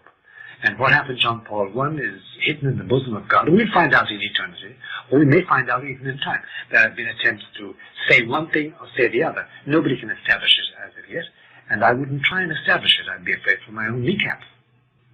Let's go back now to these committees and the chancery offices that make up these religious programs. Like new rules. Renew and new rules, let's say, with granting of annulments. Are they thinking of the laity at all? Or are they chasing some illusion? Or what are they, because no. The laity have never asked for this stuff. These are no longer Catholics in the Roman Catholic sense. They have another religion. But you and I have to admit and face the fact that there is a thing called neo-Catholicism, which lacks any instinct for Catholic intimacy with the divine, which repudiates all Roman control by the Roman Pope, which doesn't see the Pope as the universal bishop of the Church. It sees the Church as a collection of believers who are now engaged in marching with their fellow man towards the utopia that's going to be brought about by the New World Order. They belong to that, and they don't think they share all the views of man's liberty to pick his sexual lifestyle. They share all the views of modern man about changing his partner like a shirt that's worn. They share all the views of man about whether it's killer whales or the snail darter or the environment or euthanasia. They share all those views. They say we must modernize, become part of men because we're building a new world, a new world order. So they're chasing an illusion. Of course they're chasing an illusion. Let's look again at this new world order. Could you say a bit about this? Well, the New World Order depends on two things which are paramount today, which nobody can escape from. Number one, there's no such thing as an independent nation today. Gorbachev found that out. We're all interdependent. In what sense? We must trade. If you don't trade today, you're dead. Or you're reduced to the status of the pygmies in the Kalahari Desert. There's interdependence, number one. Secondly, there's this. Every nation wants development. What is development today? Development is hospitals, roads, supermarkets, VCRs, all the electronic paraphernalia of communications. It is freedom to travel. It is freedom to choose your marriage, to break it and make another one, to choose your sexual lifestyle. That is development.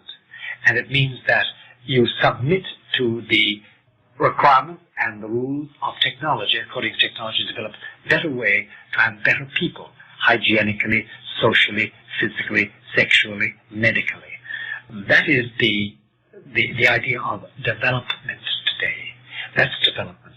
Now, those two forces, mainly being pushed by the entrepreneur, the banker, the transnationalist corporation man, are purely natural. They're materialistic. They're as bad as Marxism, only much more subtle. Because they don't kill you. They swaddle you in pleasant things. And they make sure that you needn't have a deformed child. And they make sure that you needn't live with a partner that finally has grown cold for you. And they make sure that you need never think. Just look at the boob tube. And they make sure that your idea of goodness is reduced to the common denominator of behaving in such a way that you smell nice and that you eat well and that you don't kill your neighbor. And that's a reduction to the absurd of the human ideal within a universe where finally your money and your flag and your sexuality and your food and your reading material and your entertainment is all determined by corporate masses of people. That's development. And how has this New World Order affected the education system?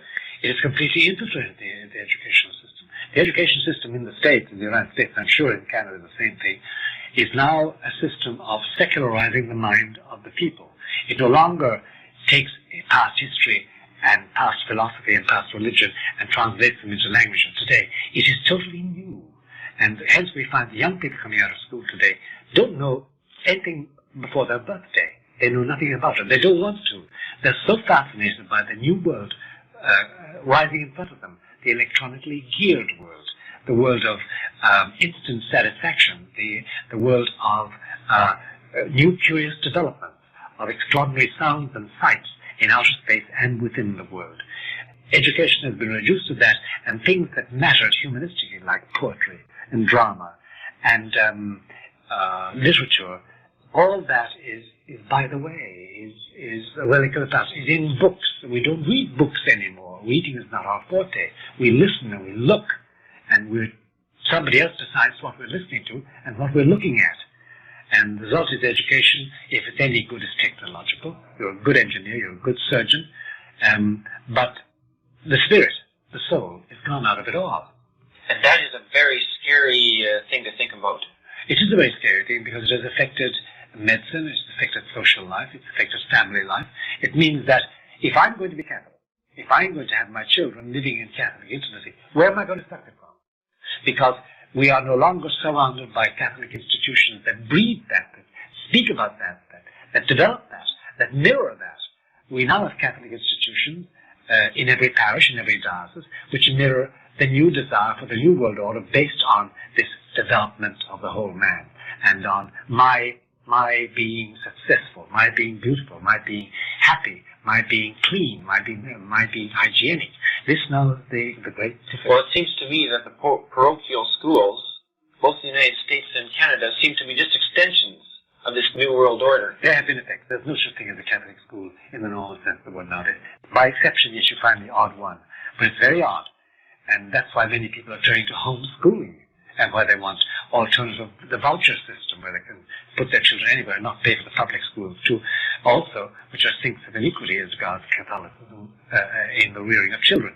But that's the difficulty, that they no longer have the Catholic institutions. They have been infiltrated. And whether it's the bishop or the parish priest or the nuns, there no longer is that Catholic separateness.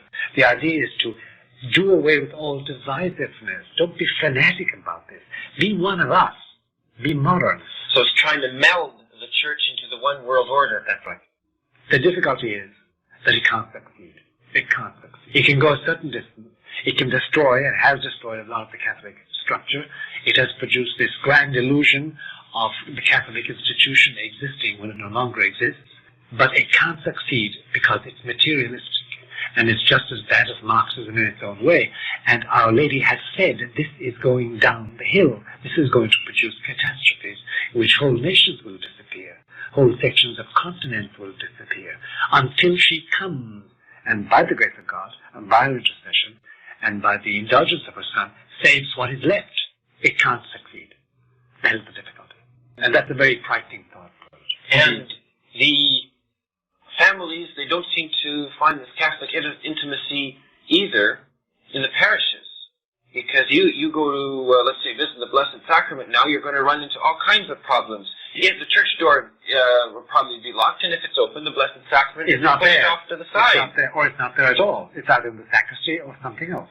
And then you look at the church, there's no inspiration in it. Statues are disappearing, and the Stations of the Cross. Who does the Stations of the Cross nowadays? I mean, what an extraordinary idea to go around 14 times and stand in front of pictures and genuflect and pray. It's not done any longer. That intimacy with our Lord's sufferings, with his wounds and his hands and his feet and his side and his head and faith. Hey, nobody thinks about that. It's not nice. It's not nice any longer. It's not human. It's not humanistic. It's not beautiful.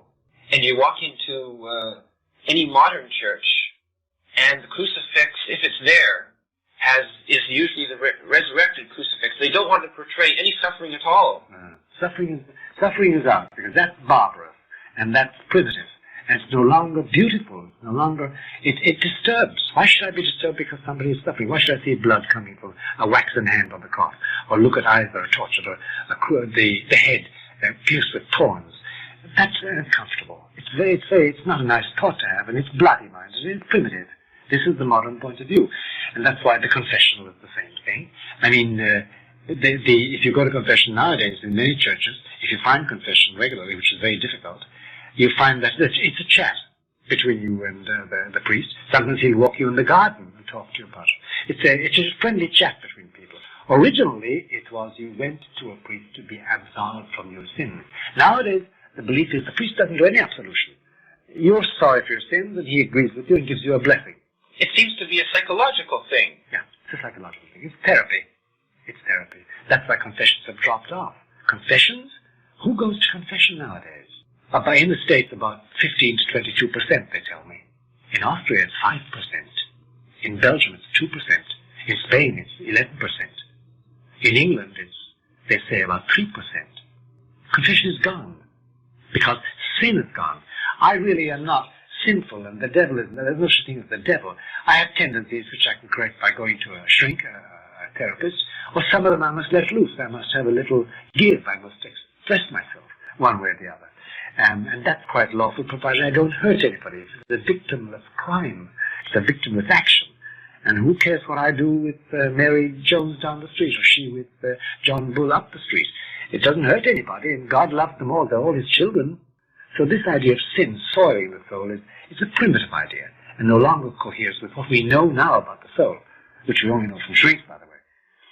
I talked to a modern liturgist not too long ago, and he said that basically we're growing up now, and we're producing a new world. That's his line, and I'm sure it's the line of the modern church. Oh yes, it is the modern line of the church. And it's the modern line of churchmen. They find that they no longer need preached sermons. When did you hear a sermon about the Pope's infallibility last? Or about the Petrine power, about thou art Peter upon this rock? It isn't not mentioned. If a priest talks about that, everybody says, well, what's happening here? What is he talking about? It's no longer the theme of Catholicism.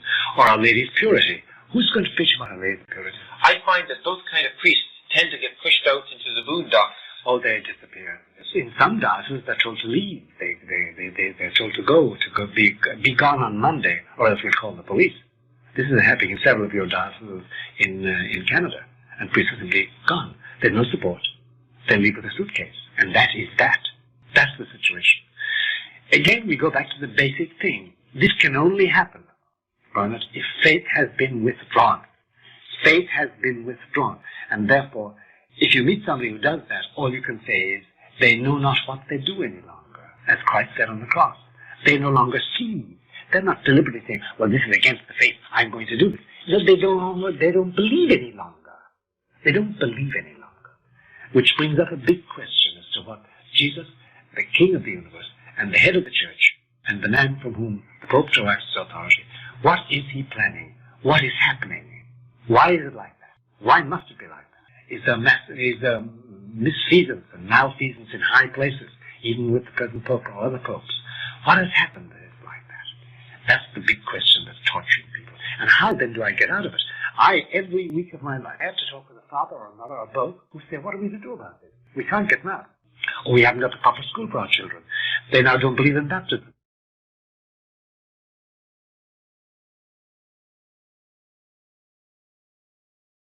How are we supposed to put all these tendencies into perspective? What is really going on here?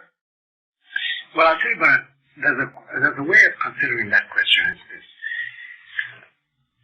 I don't know how many people I've heard say in the last 5 or 10 years to me, where is God? Where's Christ? Is he not supposed to be watching us for the church? Surely God is going to do something now. They usually said this to me apropos of some action of a bishop or a priest. We had finally had our 10th pederastic priest caught by the police, or we finally had some new statement by a bishop or a cardinal, which went dead against what we were taught in school. And they say, well, why doesn't God step in? Surely he's going to appear in the heavens, or the Pope is going to do something. Why doesn't somebody do something? God or the Pope or Jesus or the angel? And you know, when his enemies captured Jesus, late at night, they probably held him from 9 p.m. until 6 p.m. the following day, when he slumped over and died with a loud cry, and Joseph of Arimathea came with the authorization to shift the body. During that time, I'm sure Our Lady didn't say it, I'm sure John the Evangelist didn't say it, perhaps Mary Magdalene didn't say it, but you may be sure that the 500 disciples gathered into Jerusalem, and all the apostles went around saying, well, he's going to suddenly wise up. God is going to intervene. He's going to send an army of angels to save him. He's going to do something. But you know, Bernard, he did nothing. It was to go inexorably through to entombment before resurrection. Similarly with us, there isn't going to be an action of God. There's going to be no intervention of God. There's going to be no sudden change where everything will be hunky-dory finally back Catholic as it was. But it will never be as it was. The church will never be restored as it was. That is dead and gone. We're going to entombment before we get to resurrection. You know, here's the problem. Take yourself back to First Friday, the Good Friday. And the word has come to Our Lady and the women with her and St. John that he's been condemned to die. And they're taking him out to Calvary. Everybody knew what Calvary was. Everybody knew it. Just we know where Arlington is in the States. Or you know someplace in Canada, well-known dead place. So they rushed out of the house to try and see him. They hadn't seen him for about 2 days. The last time they saw him was in Bethania with Lazarus and Mary and Martha, where he used to lie with them at night, cuddling them and holding them, being consoled. Because at that time, just prior to his passion, he was being attacked in the streets of Jerusalem, and he was under great pressure. So they rushed to the streets, and they found a vantage point finally in the Via Dolorosa, where they could see the procession coming. Roman soldiers, the people, the priests, and this figure under the crossbeam. He was only carrying a crossbeam. The upright was always permanently on Calvary to receive the crossbeam in a socket. Now Our Lady, she had borne this body. She had seen him from the first moment he was born. She knew every line in that body. She knew all his features. And she had lived with him for all those years of his public life. She knew nothing about him. Yet when she saw that face coming around the corner, first of all, clad in this awful robe they put on him in mockery, with a crown of thorns on him, the pallor of death on him, sweating, his face torn, his nose broken, with one black eye we know from the shroud, and with all the blood he had lost. If you ever see the person dying in those positions, I've seen them once, they're unrecognizable. You don't know them. She took time to notice her Jesus. She took a moment. From some trait, some gesture, some look in his eye, something as he passed her. Similarly as with the church. We cannot recognize the Catholic Church today. It is so torn to pieces, so lacerated, so beaten up, so bloodied, so dehumanized or de-divinized. We have to have faith. The faith she had in the assassin's heart. And then she went to Calvary to watch him die. We still have to see this thing die completely, entombment, and to see the jeers of it all. That's what we're facing. And that's what Jesus wills, apparently, to allow. And that's what we're facing into today. Entombment. Gradual entombment of the Catholic ideal everywhere, in public life and private life. And could it be that those of us who are still practicing the Catholic faith are simply going to have to carry our cross? That's right, until we die. And that's all that's required of us. What do you think Our Lady had to carry for all those years in faith? The same thing.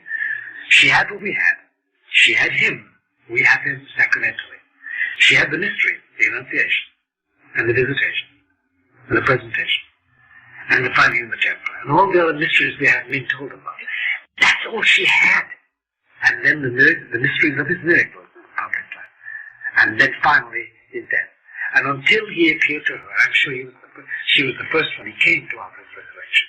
And that scene is something I can't talk about. It's so emotional. But until that moment, she had no assurance beyond her faith. Yet she never wavered. She never wavered. So similarly with us, we may have to die as we are. And another generation find out what Christ's plans with the present world are. But we've only one thing to do, and that is faith, and the Rosary, and the Blessed Sacrament, and not. We needn't bother about anything else. We haven't got the grace to do anything about it. He has not put us in a position to do anything about it. And all we do is live in our faith and die in our faith, and don't compromise. That's all we can do. Because now the thing is cosmic. Now the thing is geopolitical. Now it's out of everybody's hands. Because from all the evidence we have, apparently Lucifer is in his last leg. He is going to extremes because he knows the end is near of this period. These Catholic times are coming to an end, and they'll be over soon, within this decade, the present Pope, I believe. And Satan will be totally rejected and lose the kingdom he has carved out for himself in the Catholic Church and in the world of man. And there'll be a complete changeover. How many of us will see it? I don't know. Do I want to see it? I'm indifferent. What I have to do is to be done every day. Carry my cross after daily, as he said. That's all that's necessary. I can't bother about this huge struggle because it's beyond my powers. It's cosmic, it's geopolitical. It involves huge superpowers, it involves all the nations of the world, it involves the coming of Our Lady. And you know, one word about Our Lady. There's a scene in the early days of Lourdes. When it became known that Bernadette was talking to the lady, Notre Dame, the local peasants, she was a peasant, used to gather behind her, but she was talking to the lady standing in the grotto. They couldn't see it, they could hear her talking. And one day, while they were all there, and she was talking to her lady, now the lady was there, talking about the Immaculate Conception, and the lady was smiling apparently. Suddenly, in one of the other caves, the place that had little grottos and caves, a growling as a wild animal started. And the people heard it. It was a very strange growling, a rumbling, threatening growl, as if wild animals were inside and were about to come out and went limb from limb. And Bernadette later said that all Our Lady did, she didn't say a word, all Our Lady did was move her head and look at the cave, and it all stopped like that. That's power. That's power. And she could stop all this suddenly by her will, invested with the power of God. But she must do it. And when she do it, we don't know. She has said she will do it. But until then, this stream of filth and corruption and decadence in the church, the institutional organization, is going to go on unabated. And you and I can't stop it, except by prayer. And prayer for individuals, clergy and laity. Prayer for this cause or that cause. We can't stop the onrush of this drama, because it is a drama. It is Satan in the final throes of his struggle against Jesus. He's had his liberty, and he's done damage, and he's gained millions of souls. They're falling like leaves into hell, Our Lady told Lucia. These cardinals, bishops, priests, lay people, men and women and children. But she would end it all, she said, because he had granted that power to my Immaculate Heart. And of course, that is part of the message of Fatima, that she will end it all. That is the message. But we don't know when, we don't know how, and we needn't bother. That's not our job.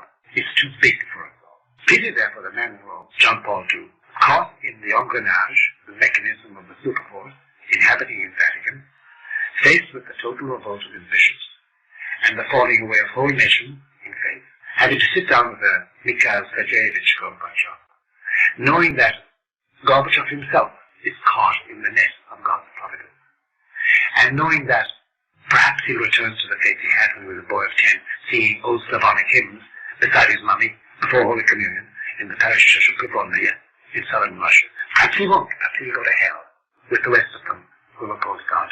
And knowing that he's only a puppet that God can break into at any given moment once he's done the work God wants him to do in the recreation of man's devotion to God. Pity him, though, his judgment, the weight, the burden on him, and no wonder for being a fresh-faced, almost leopard-like walking man, walking like a panther. He now is worn, stark-faced. He walks slowly. He's carrying a burden, a deep burden, and he has to sit down opposite a pagan like that, who has his little cunning Leninist plot, and who's smiling and smiling like a villain, as Shakespeare said, and he must pray for him, and must shake hands with him and his wife, and try in some way to leave some drop of grace in him, from his words and from the action of Jesus. And still he must know that he himself carries the burden of waiting for Mary, for the right time and the right place. Pity this man. Pity him. He needs prayer. He needs consolation. He needs support. He needs prayer. I think that's what all of us must do is pray, because all of us, I'm sure, have a burden that we must carry, especially families. Yeah, families have. Families, they're now the points of support, because we no longer, for instance, in my young days, we had a problem with the parish priest or the curate, the assistant you knew, or if you knew, if you could, the bishop, you could go to the bishop with a problem. Nowadays, the last person you go to is the local priest, or the local bishop, or the local assistant. They won't go near them, because you'll find that they, first of all, they're in charge of the plant. It's a 9-to-5 job.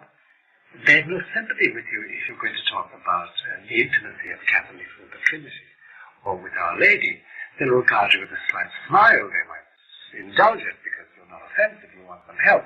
But they'll give you some book which is written in new language and about about themes that, and they'll ask you to come to a meeting and share the joy of being with the others.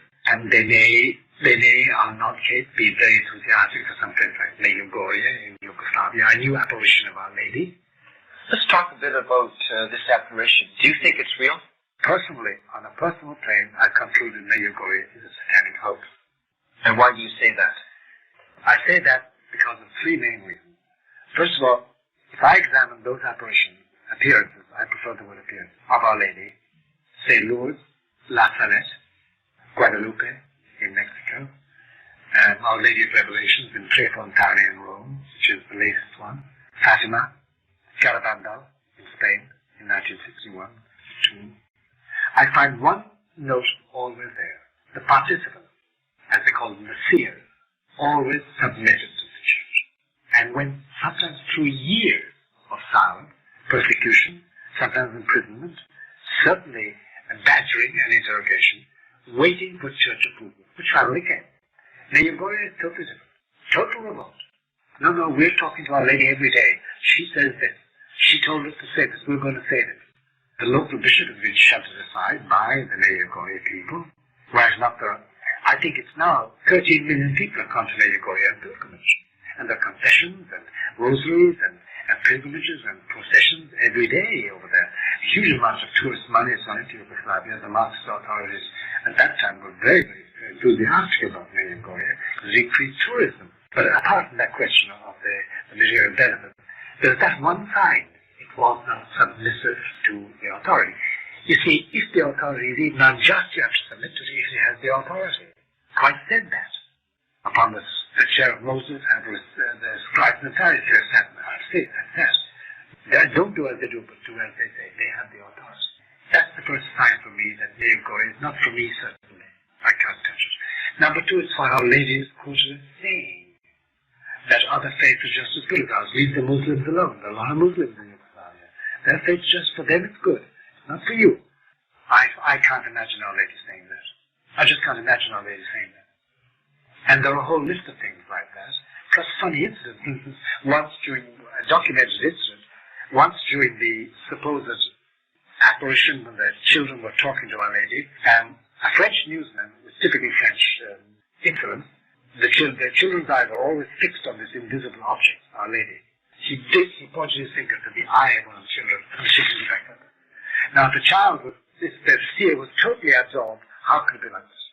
So the priest, Vanek, who gathered the child in his arms and went off into the sacristy. For a moment, he came back and said, well, the child actually thought the child Jesus was falling from the arms of Our Lady, and he was shocked. So it's obviously a sham. Then there are other things connected with the fact that Our Lady used to appear in the fields, first of all, and then they got it transferred to the sacristy, or a little chapel, a little room opposite the sacristy in the parish church. And there are whole behaviorisms there. And then the subsequent history of Vanek and other people connected with it that do not smell of heaven. Then there is the alchemy touch. You know, the medieval alchemists used to, by the power of the devil, they could change lead into gold. And there is this funny thing of your rosary beads turning from ordinary metal into gold. We had that in Mercedes, in Wisconsin too. We had it in Bayside. Yeah, we have it in Bayside too today. It's alchemy, it's medieval alchemy, an old trick of the devil's. And then there are things like that that are very funny. There's one other factor which is going to make you laugh, but which, for me, is paramount because I'm Irish. The Irish say, the devil can cloak every part of him, make himself the most beautiful angel of light, except his feet. He can't hide the hooves. Nobody has ever described Our Lady's feet in any way. Everything is perfect. Bernadette said there are roses on her instep. And Garabandal, same thing. Conchita has described Our Lady's feet. At Nea Goria, no mention of the feet. And I'm sufficiently Irish still to say the hooves. He can't hide the hooves. He always appears with hooves. This is the Irish idea of the devil as a ghost, as an unclean ghost. But it's only a sign. It's not the direct factor in my decision about Nea Goria. Now, if tomorrow the Pope says Nea Goria is fine, there have been abuses, then I will submit. But you know, unless Peter speaks and has spoken for Garabandal, and has spoken for Lourdes, spoken for La Salette, spoken for Fatima, has not spoken and refuses to speak and is very critical of, there you go. And therefore, I as a Catholic cannot go along with it at all. Until Peter does speak one way or the other, I hang fire. My impression personally is that it is out. There have been a proliferation of many apparitions or so-called apparitions in the last 10 or 20 years. And 260 today. That's incredible. And some of the better known ones are Nisida or Bayside or the Pebble in Australia. Japan, Africa, they're all over the place. One common trait of a lot of these so-called or claimed apparitions is this. They seem to be imitations of Fatima. Like Mayboy. As if to steal away. My own theory or feeling is that they're supposed to diminish the interest in Fatima, which is the central revelation of this century, private revelation. And there all seem to be imitations of that, one way or the other. They promise the same things, and Our Lady speaking about the same things, and destruction, say the Rosary, and come and visit me here now. In other words, take away from the dire message of Fatima, which is still running, the wit of Fatima is still running. In Ireland alone, the amount of virgins, statues of the Virgin has started crying. There's a book written about it I have in my library. I suspect hoaxes everywhere because the devil is so clever. He's so intelligent. And he's introduced great confusion about this. So we have Mayagoria, we have the Kita, we have the Pebble, and we have the Bayside. This is all nonsense, the conclusion is. It's all illusions. That's the general idea. The only other apparition appears of Our Lady, which seems to be grips my soul, is the one in the Ukraine. That is something which is special. There's no doubt about that. But we haven't had, the Holy See has not been able to penetrate into the Ukraine to examine the fact. And the bishops have been in hiding, so there's no question of finding out if it's true or false. But the proliferation, I think, is typically satanic. It's like when we were invading England, we were invading France, in D-Day, we dropped, I think, thousands of little rubber paratroopers in parachutes, and the Germans spent a lot of ammunition and a lot of time rounding them up. They call them gummisoldaten. It's a diversion. That's right, it's a diversion.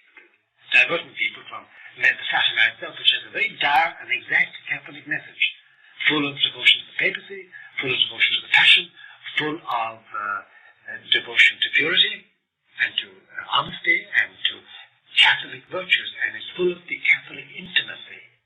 There's no intimacy in Mayagoria at all. It's a different thing completely. So that's my judgment of Mayagoria. That's what I think about Mayagoria, and why, until Peter speaks, I cannot share any enthusiasm for it. I'm afraid of it.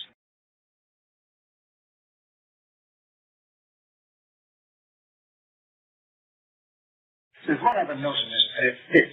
There's a charismatic note, a Pentecostalist note. Everybody who's become a Mayagoria enthusiast, for me, suddenly becomes an authority. The Holy Ghost is speaking to them. They know exactly about everything. And I find that not humble. People who go to Lourdes, who are devoted to Fatima, they all are affected by this strange meekness and humility you find Our Lady talking about. There's none of that in Mayagoria. It's triumphalistic. It's the banner. It's the thing. You must believe this. It's something I find that disturbing to myself. Could it be that the proliferation of these apparitions is an attempt to fill a void that many Catholics have in their lives? No longer can they go to their parishes for devotions, and so they're looking for something, and these apparitions are filling a void. Of course. And I think they're being filled by Satan. I don't think it's Our Lady is doing it. I think Satan's saying, oh, you want something special? You want something really intimate with divinity? Our Lady's appearing over there on top of the pillar. I think that's true. Or we create them ourselves. I think that's true. It's answering a self-need, but it's not answering the Catholic response. Is the same maybe true of the charismatic movement? Well, I, from the very beginning, have been very, very unenthusiastic about the charismatic movement. I know charismatics whom I esteem an awful lot and who are marvelous Catholics, but there's a spirit in the charismatic movement, it's like me and the sergeant. Suddenly, they have direct communication with the Holy Spirit. And I've been at the charismatics meetings when they speak in tongues. And I know from Scripture that the Scripture doesn't speak about what they call speaking in tongues. In Scripture, speaking in tongues means speaking in languages which are intelligible to somebody. There's no such thing as speaking gibberish. I was beside Cardinal Sunen's one, when in the middle of one of these charismatic readings, he said, "Ad galam hunk," and it was translated by somebody as meaning that Jesus loves us all. And this is not scriptural. It's invented in Wisconsin by the Pentecostal movement back in the 60s, I think, or wherever it started, and taken over by the Catholics. It's a great way of letting go, of laying off steam. It's also, I think, a search for easy answers, Right. like with these apparitions. That's right. It's a way, in a way, having a direct pipeline to God. It's a way of avoiding the cross. That's right. It's also a way of avoiding church authority, telling you to do this and not to do that, when it's great church authority. I am not speaking to the Holy Ghost. He speaks to me. And I still find it ruthless at a charismatic meeting when somebody stands up and says, "Iki gogo panan gogo," and somebody in the chorus stands up and says, "She is now telling us that the Christ child loves us all." Now the utterly babes we know already. Mm-hmm. How do they know that? They say a gift. The church has never blessed it. It was St. Paul VI who made the mistake of giving any encouragement to Catholic charismatic movement. We had a charismatic movement, devotion to the Holy Spirit, which is typically Catholic, long before the Pentecostalists in America gathered round and invented their whole idea. We had devotion to the Holy Ghost. We had orders devoted to the Holy Spirit. And we have a huge treasure house of doctrine and piety and devotional practices in honor of the Holy Spirit. We've always had that. This is Catholic. This is tradition. This belongs to our very new church. Not this newfangled thing which is an antidote for my seediness, an effort to give me a status. And I am now talking to the Holy Spirit directly. Don't interrupt me. I'll tell you what he says. And you may not understand it, but somebody else in the congregation who has the gift will tell you what. This is not Catholicism. Christ didn't speak like that. But in plain language. It almost seems to be an attempt to suppress those old traditional things. They don't want anything to do with that. That's the Catholic Church. That is out. That is prescribed.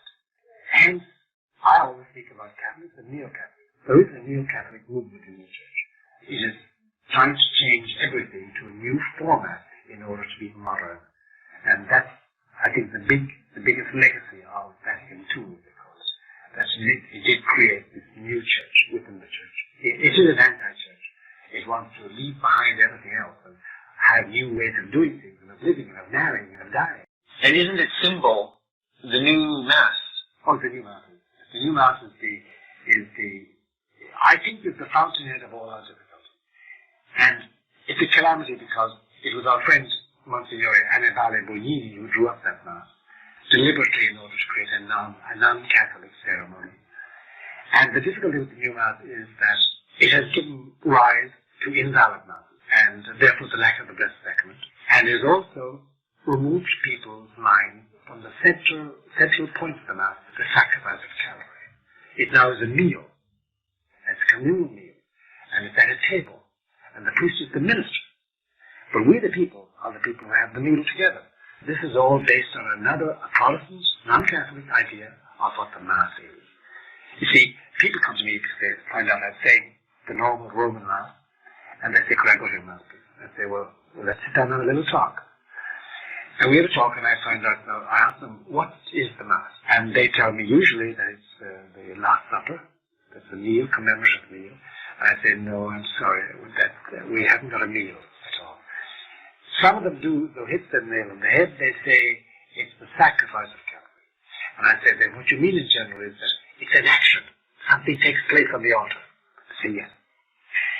And then I say, all right, you've been going through the new order, the novus order for so long. Give me 2 or 3 weeks and come to instruction twice a week for an hour. And I will teach you what takes place as mirrored in my actions as priest. When you can interpret my actions symbolically, symbolizing the action taking place on the altar, then I will admit you to my Mass. And it's great. They learn the Mass thoroughly. They learn that every gesture has a meaning focused on Calvary, on the cross.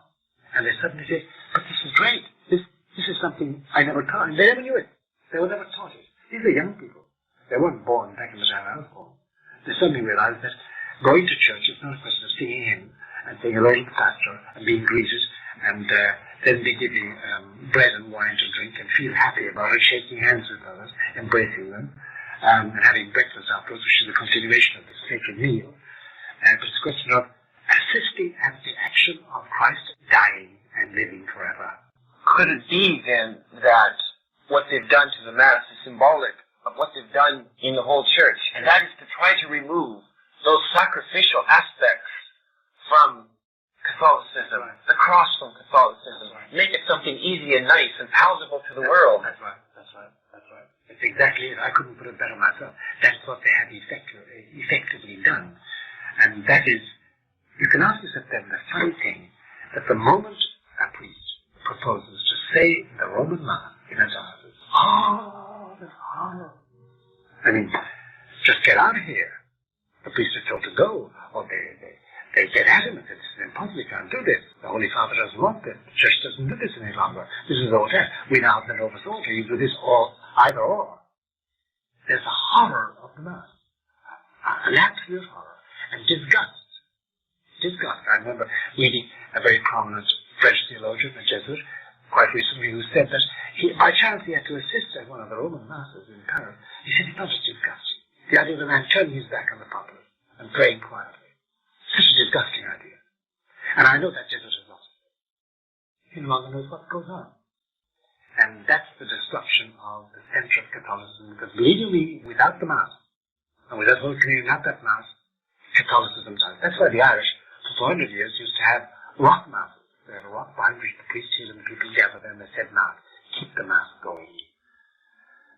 Now that it's died out, now that we have invalid Masses, and we have many invalid Masses, because many priests are not validly ordained, and many bishops don't ordain validly, no wonder grace is lacking. You get sanctifying grace through the sacraments, namely the Blessed Eucharist and Holy Communion. That's the plight of the Church, and the effort has been to destroy that.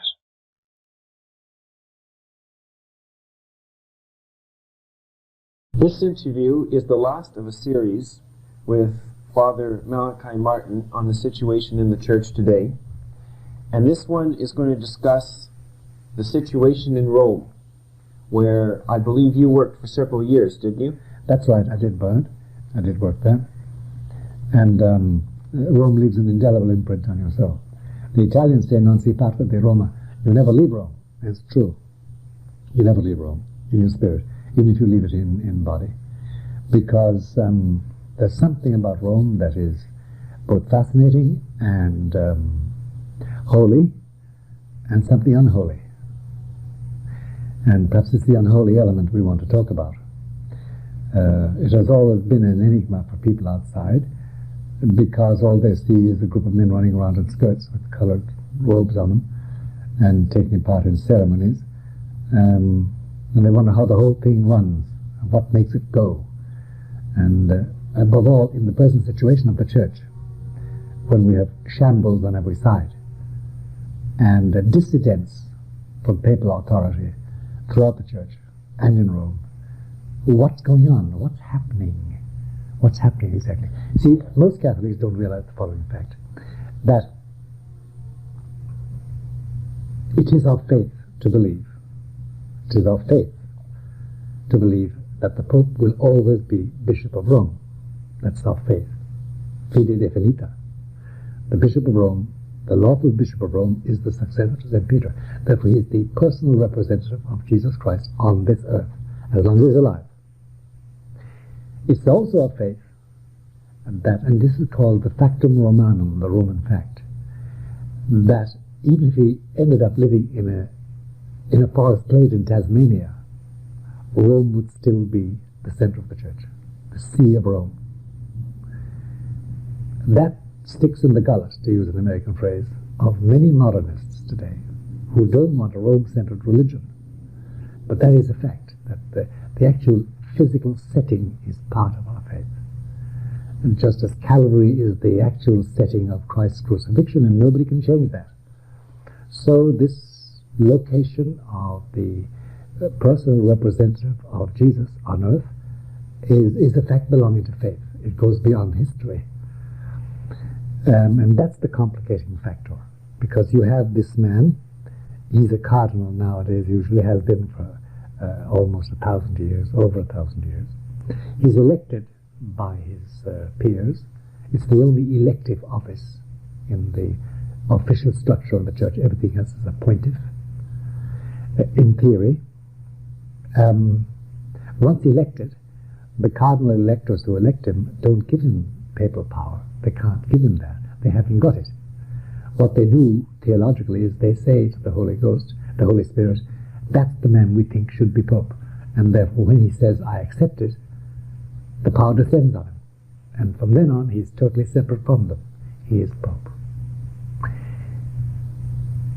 There's that one fact. And then around him is gathered a bureaucracy which is unequaled in its age, a chancery that existed back in the time of Charlemagne, and before that, in the time of the Huns, the time of Gregory the Great, Leo XIII, and still exists today, and is the most skilled chancery that exists, and has suddenly come into its own in the, say, the Noriega incident, where everybody, including the President of the United States, and the American Expeditionary Force, and the Panamanians, and all the American countries found out that by far the best skill in diplomacy was used by the Vatican diplomats.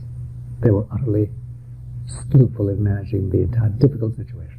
Do they have an intelligence network which is greater than any other in the world? Sure. That's why, finally, in spite of the Protestant opposition to it, the United States Senate voted to set up diplomatic relations with the Vatican, because the information pouring out of there, if you can get a hold of it, is accurate and total. It covers the whole world. And now, for instance, today, above all about Eastern Europe and Russia, Soviet Union and China, the Vatican is teeming with information on a 24-hour basis, coming from all over the world and about those areas, which is inaccessible, which is not accessible to other people. So it's a very valuable place. And there is this, not imperial, but certainly geopolitical attitude in Rome. They will look on a problem in Rwanda or Burundi in the center of Black Africa in the light of all the problems connected with it, both in Africa and Europe and America. They have this total view of it all. They're geopoliticians, because they're in a geopolitical structure, which is very different from anything that the outside world has. The only other man who understands them perfectly is Mikhail Gorbachev, the present strongman in Russia, because he heads the only other geopolitical structure in the world, which is Leninism. That's why there's such a meeting of minds between him and John Paul II. They understand each other. They don't agree, but they understand each other. Now let's bring it back from geopolitical terms back to local terms. Yes. You have many lay people are asking the question. We see everything going haywire in the church, and all kinds of abuses going on. They see something is amiss. And why doesn't Rome do something to stop what seems to be almost the destruction of Catholicism? I'll tell you, they are accurate in this sense. It is the destruction of the institutional organization, the visible structure. But it's a very insidious destruction, because the structure is left there, standing. There are cardinals and bishops and priests and dioceses and parishes and universities and schools and emissaries and meetings and conventions and congresses and synods. The whole thing, seemingly, what are you talking about? The structure is still intact. But nobody except somebody very prejudiced would even think of saying that that structure is Catholic in the sense it was 30 years ago, 40 years ago. Pius XII couldn't stand a structure like that, nor Pius XI, nor any of the early popes, up to John XXIII. So the question is, what's happening? Why is that happening? Why isn't Rome doing something? Hasn't Rome got the power? The answer in shorthand, in simple, brief terms, is this. Rome itself has been corrupted. The bureaucracy has been corrupted.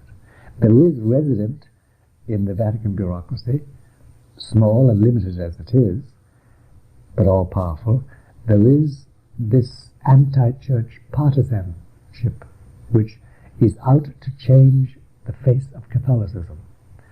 And the church they envisage is something completely different. It's not a church centered in the Roman pontiff's rule.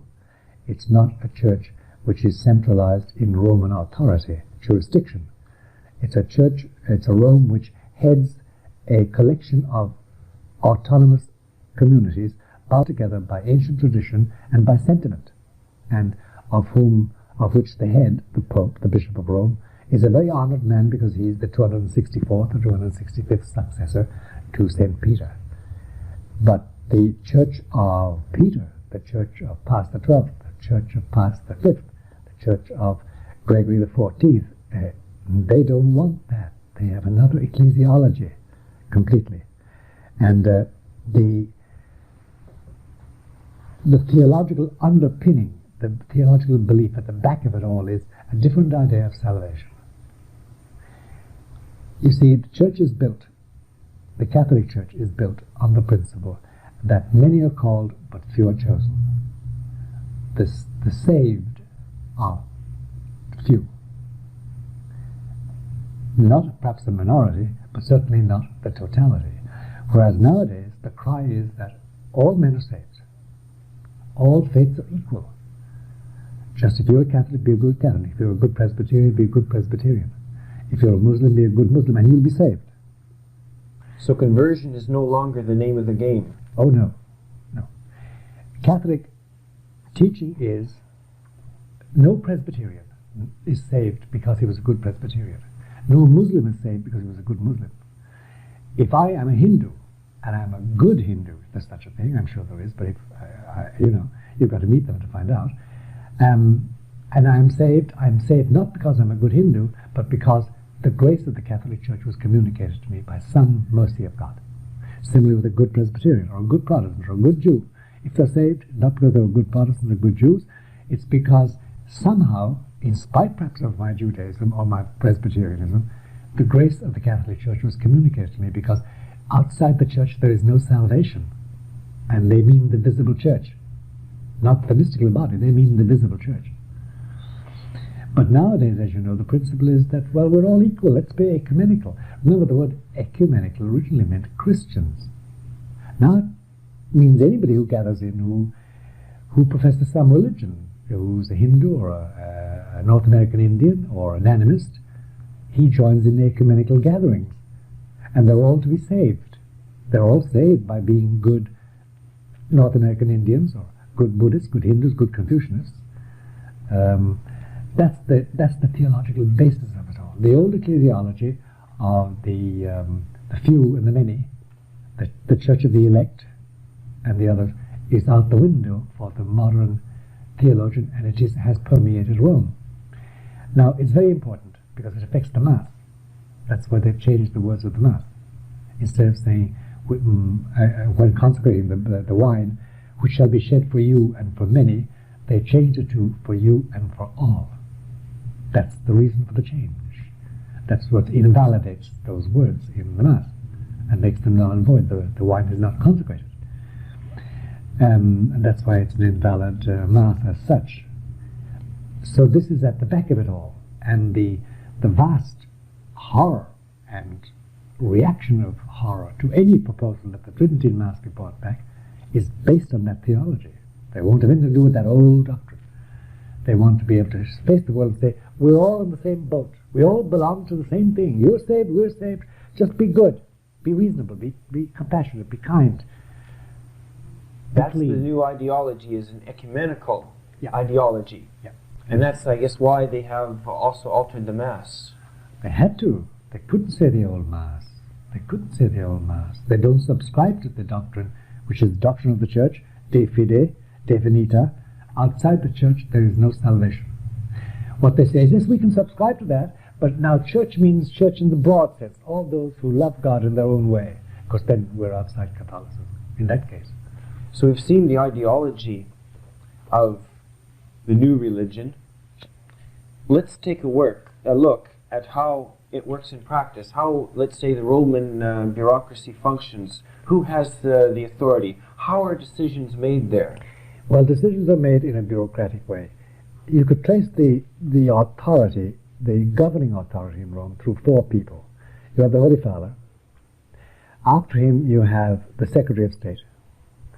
And after him you have the Sostituto. He is the Vice Secretary of State. And then you have the Foreign Minister. At the present moment those posts are occupied by John Paul II, who's Pope, The Secretary of State is Casaroli. The substitute or the Vice Secretary of State is Cassidy. It's just been changed, but there's a man called Re put into it, in the place there. And the Foreign Minister is Sodano, Archbishop Sodano. They make all the practical decisions. Under them, then, there are about 15 ministries dealing with various aspects of the church: religious orders, the sacraments, marriage, the missions, the doctrine of the faith, and so on. Now, the decisions made there by those men engaged in those particular areas, they all pass through those 4 or 5 people for approval, because they probably have political impact. So the machinery works like that. Then in the ministries there are a flood of secretaries and consultants and experts and minutantes, they call them, people who are serving their time in hope of rising in the bureaucracy. And that swells into a personnel of about 3,500 or 4,000 people. Mainly clerics, some laymen, some women. That's the machinery with which the Pope works.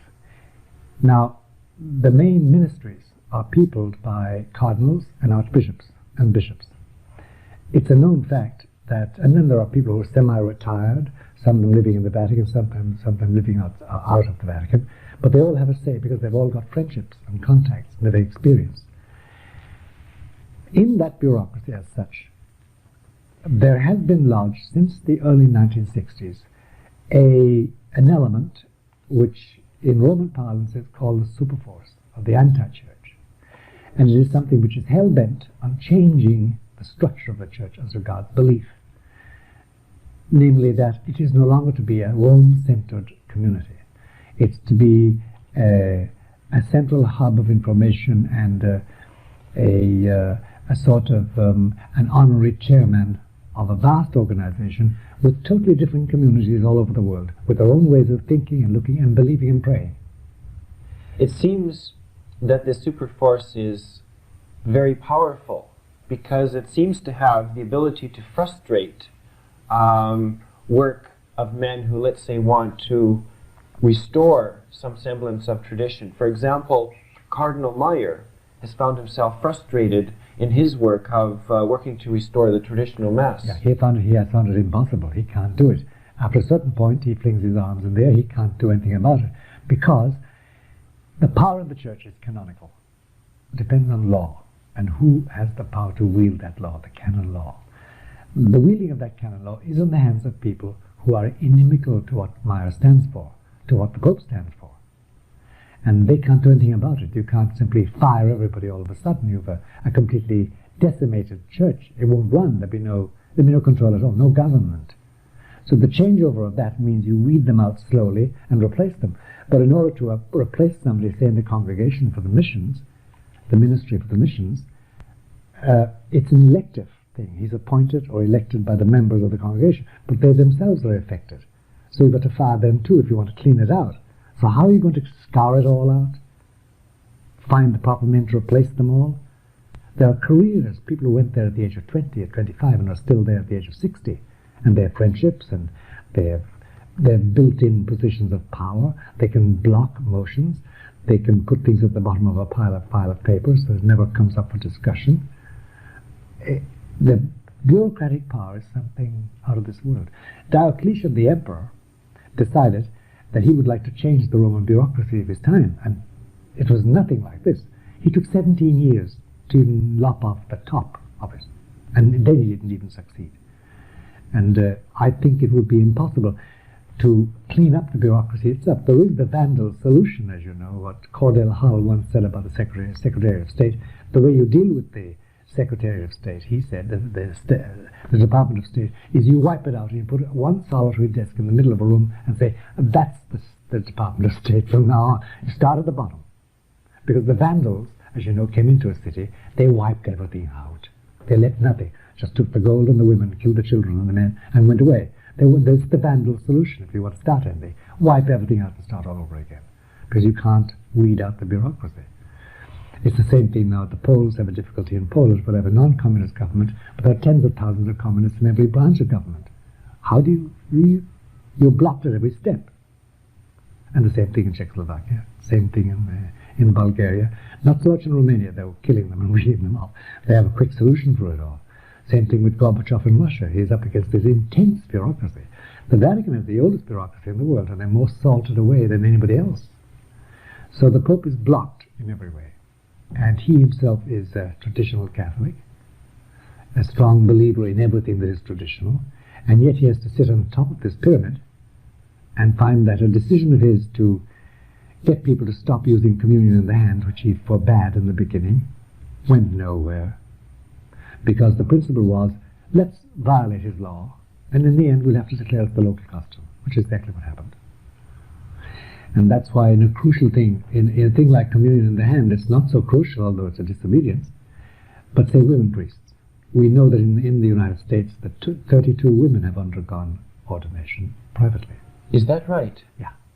Now we know they say Mass, as they say, they go through the motions regularly. Supposing they come out and say, we're priests, we're ordained by Bishop so-and-so who's now dead, and they have a congregation, and supposing they keep on and on doing this, eventually the local people will say, well, you know, Holy Father, they exist and they're good priests. It seems to me that sometimes to get things done, what the liberals do is they break the law, then it becomes a precedent. That's right. And then it becomes entrenched. That's exactly what it is. Like confession for children before communion. The Pope has said again and again they must have confession before their first Holy Communion. Oh no. And now it's become the common practice not to have confession before Holy Communion. Communion in the hand is the same thing. It's forbidden originally. Or communion distributed by lay people, originally only in case of necessities. In my parish church in Dublin, where I was reared from the age of 10 until 18, there are 5 priests, and they have 22 Eucharistic ministers. They don't need them at all. But now it's the habit. And originally it was forbidden, except in cases of necessity. General confession is another one. Case of necessity only can you have general confession. Now it's becoming a general habit, because they're doing it anyway. They say, if we do it long enough, it's become a precedent and it's an established practice. We can say to Rome, we've been doing this for years. How can you wipe it up? People are used to it now. That's the principle. And Rome doesn't block it. If a law is violated in Ireland or in America, in Detroit or in Toronto or wherever it is, they should immediately, Pius XII, Pius XI would have immediately expelled the people doing it. That'd be the end of it. Nowadays they don't do that. Rome is silent. Why? Because the people involved in Rome are in sympathy. Now, if you were to ask me about John Paul II, how many ministries would really stand up with him, behind him? I'd say 2, at the most. Really back him up? Only 2. Which are those 2? Probably the Congregation for the Defense of the Faith under Cardinal Ratzinger, and probably the marriage, the Rota, probably. But the others, no. They'd militate against him. They'd oppose his decisions. Unless those decisions went their way, they wouldn't do it. Let's take a look at Cardinal Ratzinger, because he is a subject of quite a bit of interest. Yes, he is. He's a key man, too.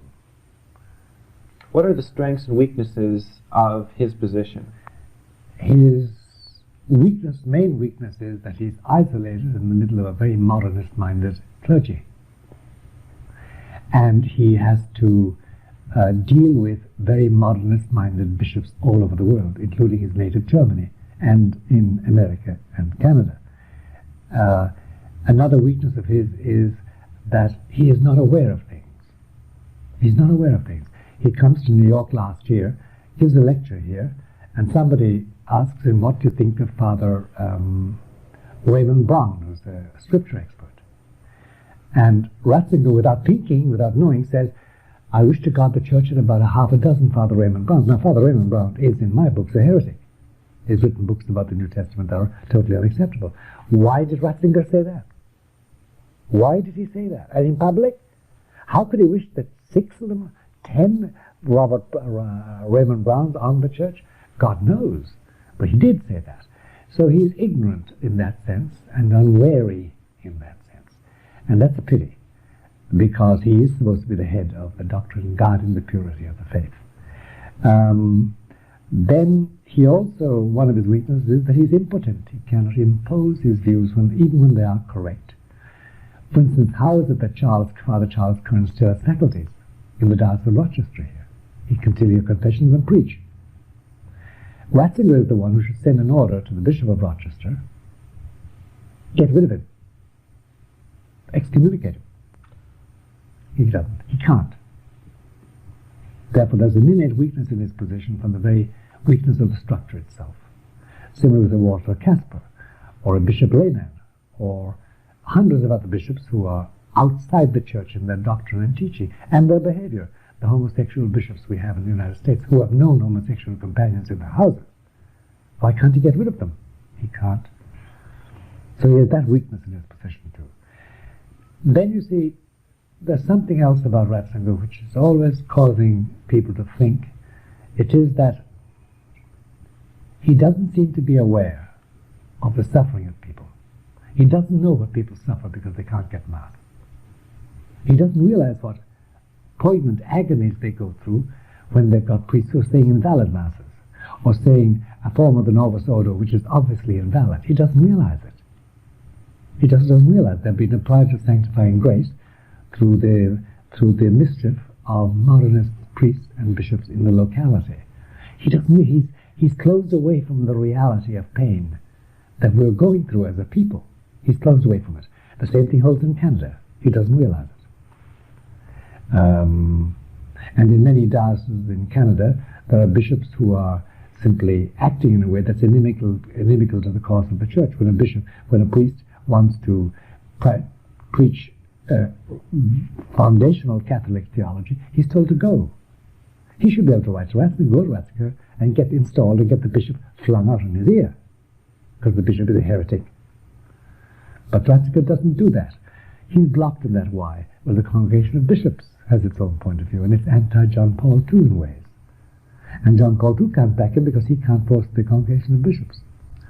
Is this national conferences of bishops, in fact, a way of blocking Rome's authority? Well, you see, the National Conference of Bishops, each National Conference of Bishops is now trying to develop into a community independent and autonomous, can make its own decisions about any subject, in doctrine, in faith, in practice, and Rome can't say moo to it. And that's the whole idea, the new idea of collegiality is that the bishops of America can decide that it's good to have women priests. They can decide that it's good to have condoms. They can decide that in 2 cases, when the death of a mother is imperiled, or the life of a mother is imperiled, or the child is the result of rape, that there should be abortion. They can and will decide that. Or we must have deaconesses. They've decided that. They can decide that against the will of Rome and impose it. Similarly, the French Conference of Bishops, and so on, the Spanish Conference of Bishops. Same thing, they want to be independent. It's a new form of an old heresy called Gallicanism, which was condemned as heretical, but now it's come out in this form. And Rome is incapable of doing anything about it at the present moment, because the difficulty is this, that as long as John Paul II is Pope, it's fine. If tomorrow he died, and they held a conclave, going down the roster of the papal electors, the cardinal electors, I am not sure we would not find ourselves presented with a modernist Pope. Is that part of the agenda of the modernists, is to get one of their own elected as Pope? Of course. That would be the end, then, of what they call the papal church, the patriarchal church, the ancient church, which is no longer suitable for the modern world. But you see, between now and then, there's a lot of water going to flow under the bridge. That's why John Paul II treads very warily.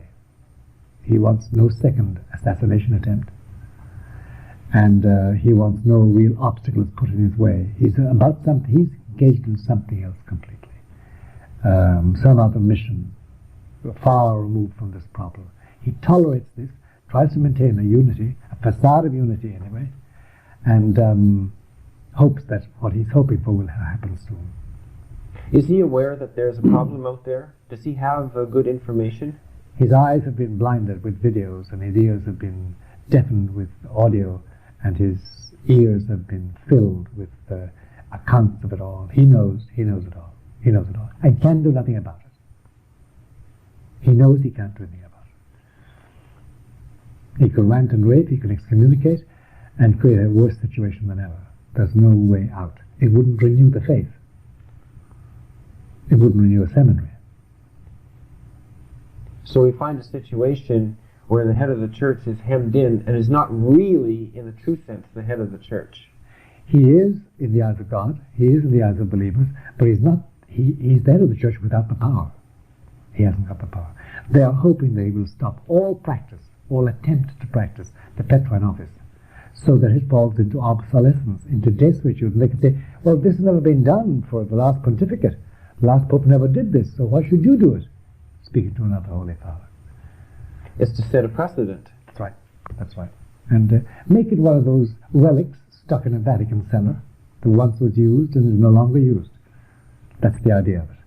And they've come to that point to a large degree. And the Pope's voice doesn't really hold in dioceses now, in the United States, for instance, in Canada. Not what the Pope wants. It's what the local bishop has decided. The local bishop is really getting the best of both worlds, because he has, to a certain extent, still the authority from Rome. Oh, yeah. He has the implicit approval of Rome. That's right. And yet he can still do everything he likes. Oh, yes. There's no hold on that bishop, unless he really puts his foot in it. We have had a few, like Bishop Garrity out in New Jersey, who had to leave overnight, long before retiring age. But that's because he really made a mess of things. But others have got away with murder, and still getting away with murder, and they can't be touched. Because Rome hasn't got the power to do it any longer. And the bishop seems to have the best of both worlds in that sense. I don't think he's going to have the best of the next world, but certainly of the two worlds, his own particular world and the Roman world, yes, he has the best of it for the moment. But what is he going to say to Christ when he's confronted at his particular judgment? And Christ said, you dissipated the power of Peter, who represents me. Why did you disobey him? Why did you listen to those Freemasons? Why had you got a homosexual lover? Why did you expel the homosexual priests? Why did you allow theologians teach heresy in my seminary? Why did you allow invalid masses? Do you let the souls that were lost by that? What is the poor man to answer? I was crazy, Lord. I didn't believe. Oh boy. Let's take a look at some of the key players now in the Vatican, perhaps some of the liberals who are part of this super force. And the first one that always comes to mind is Cardinal Casseroli. Yes, well, Casseroli's role is not so much as a liberal, it is in his attitude to things. You see, nobody would think that Casseroli is, nobody would classify him as fervently Catholic and as pastoral in approach. Casseroli is a politician, cleric, who's been at this job for a long, long time, and who would like to claim that it was his breakthrough when the Pope met Gorbachev. It wasn't, actually. It was John Paul II's achievement, and his alone.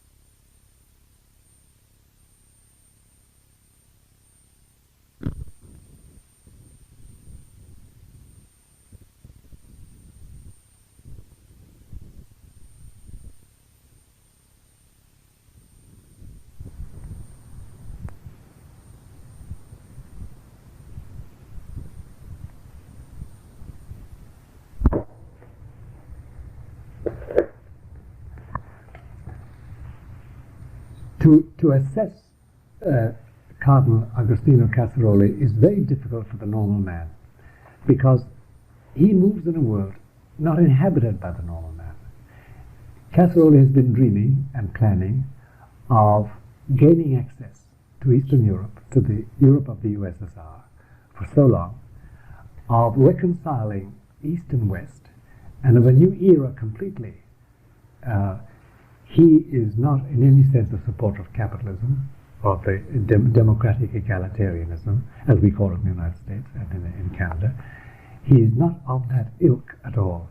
He is much more inclined to think of another world order, a new world order, arranged along the lines of harmony and brotherly relationships and universal peace, none of which really are Catholic ideals, because the Catholic ideal is only realized in a soul that dies and goes to heaven, ultimately. That's the only one. His policy has been steadily pro-reconciliation, cultivation of the Marxist world, and it hasn't cohered very well with John Paul's geopolitics and his concept of what the church should be. Any discussion of details of Cardinal Casseroli's life and administration enters too much into the security of the Vatican and enters too much into the security surrounding John Paul II, and is best left unsaid. But the judgment on him, my judgment on him, is rather negative, because there is no doubt about it that he has maneuvered the church in a way, both behind the scenes before he became Secretary of State and since he was Secretary of State, in a way that is not inspired by the idea that Christ must be the king of the whole world, or is the king of the whole world, and his kingship must be vindicated. That's the main grumble and grouse that I would have about Archbishop Casseroli as such. Are there any other key players in Rome that we should discuss? Well, there's none that have effective power. There was a man who has become a cardinal ever since, Cardinal Silvestrini now, who was another grey eminence working in the Secretariat of State, who I think at one time wished to, and perhaps he does still wish, to succeed Casseroli, because Casseroli is coming to the end of his term. He is 75. He should be offering his resignation. He may be allowed to stay on. That is, it may be impossible for John Paul II to shift him. But Silvestrini was another grey eminence who, again, directed the church in its foreign policy along paths that don't cohere with the pastoral and the supernatural mission of the church. You see, all these men are priests. All these men are clerics. All these men are supposedly devoted to the kingdom of Jesus. All these men are supposed to spend their waking hours, and some of their sleeping hours, working at that. But an examination of the administrative decisions they make and have made, and of the men they appoint, of the policies they implement, of the strategies they adopt, don't point to men who are laboring for the kingdom of God. They point to politicians who are looking for the aggrandizement of some worldly power, one way or the other. Have some of them been bought? Yes. We think some of them have been bought. Have some of them merely been corrupted by power? Yes. We think some of them have been corrupted by power.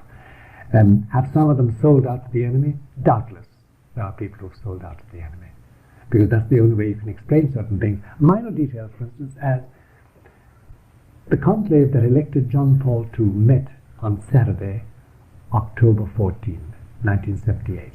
He was elected on October 16. There was no agreement on that Sunday between the two main factions in the conclave. But listen to this as a point of what we know can happen in the Vatican. So they went to bed that night with no pope and no prospect of a pope. And then the next morning, suddenly throughout the whole conclave, Cardinal Karol Wojtyła's name from Krakow, Poland, started rising to everybody's lips. And he obviously was going to be elected pope. They had to arrange things and talk over it, but that was it.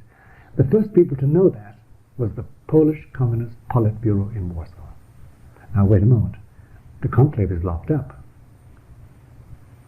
There's electronic surveillance. Nobody can communicate with anybody. How did the Polish Politburo know that Karol Wojtyła was going to be pope? Would be announced the next day. They did. So there are people who are bought, people high up, and it is inevitable. It was always the way. But in this world of ours, where the combat is very close and where the enemies are very, very intense, this is a very, very serious thing. And especially when you have a man like John Paul II walking on the edge of a cliff all his life as Pope, this is very, very serious. So he's not, in other words, at home in his own house. And even though he has brought Poles in his entourage, a lot of Poles in, and a lot of friends in, he still is face to face with the general bureaucracy, and the habits already formed, and the friendships already formed, and he can do nothing about them. Is there much corruption in Rome? Yes, there is. Not an enormous amount. Not an enormous amount. Any egregious sexual corruption is immediately killed off and people are ejected. That's not tolerated for very long at all. You'll never have what we have in the United States, bishops with a homosexual priest companion perpetually with them. That would be impossible. The occasional priest or monsignore or parish priest with a mistress in the country, yes, it does exist. We know it exists. Priests who go to brothels, I'm sure they do. I don't know any instance, but I'd be very surprised if they didn't. Money corruption, yes, a lot of money corruption. Because there's a lot of money floating around. And there's the Vatican Bank, which is a great source of revenue for a lot of people. And yes, there's a lot of that corruption. But the real corruption is the corruption of power, the cruelty of power, the wielding of bureaucratic power to pave your own way, climb over dead bodies, bite the hand that fed you, and in general succeed the man who helped you stand up in the first place. Yes, there's a lot of that. What is sad, it seems, is that a lot of this raw use of power doesn't really take into account the feelings of the lay people out there who are trying to practice their faith under very difficult circumstances. No, it doesn't take that into account at all. There's no feeling in Rome for that at all. In the higher echelons, they're cut off from it. They're not ordinary people. They have no problems. So they're living in a world of their own. That's right. That's right. They are just as the people in Washington live in our bureaucracy, live in a world of their own too. They don't know what happens in Peoria, Illinois, even though they go there, so to speak. But they don't even go there. They can't go to the Universal Church in Rome. They live apart from it. Now, balance it all by saying there are hundreds of holy men and women in Rome, priests and religious and nuns, hundreds of them. None of them occupy high posts. Holiness is not compatible with that sort of bureaucratic life. It's simply not compatible. You can't stand it. You can't take the lies. You can't take the deceptions. You can't suffer the ambitions, which has nothing to do with the salvation of men. It's purely and simply human ambition, and vanity, and pride, and factionalism, and divisiveness, and gain, and advantage, and the pride of life, and good eating, and good living, and traveling at the Holy See's expense. So it has nothing to do with salvation. Let's take it back to the laity, though, who are trying to work out their salvation. Yes. Many of them see these abuses in the parishes and in the diocese. And so they sit down and write to a cardinal, quite often Cardinal Ratzinger. Yes. And they'll send all kinds of documentation about these abuses. Yes. And then they don't hear back. Nothing gets done. That's right. And Rome loves it. Rome loves it. Because as long as it has the papers, that's all that matters. Now, any deviation from any revolt is what they can't stand. But they don't mind all the letters and the paperasseries, the French call it. Rome is full of paper. And there's no difficulty there. But the idea of taking up what the little widow in North Carolina has written about what the parish priest doesn't or does do, oh no, that's like meat climbing beneath the closet to kill a fly. You know, it's not their concern. They're not concerned about that. And de facto, the little widow in North Carolina who does write that letter, what she has to do is to pray and put up with it all, because that's the way the church structure has been built. And until God changes it, we've got to put up with it. That's our cross. And we've got to pray for it. There's no change. There's no change in the offing even in that. That's not going to change.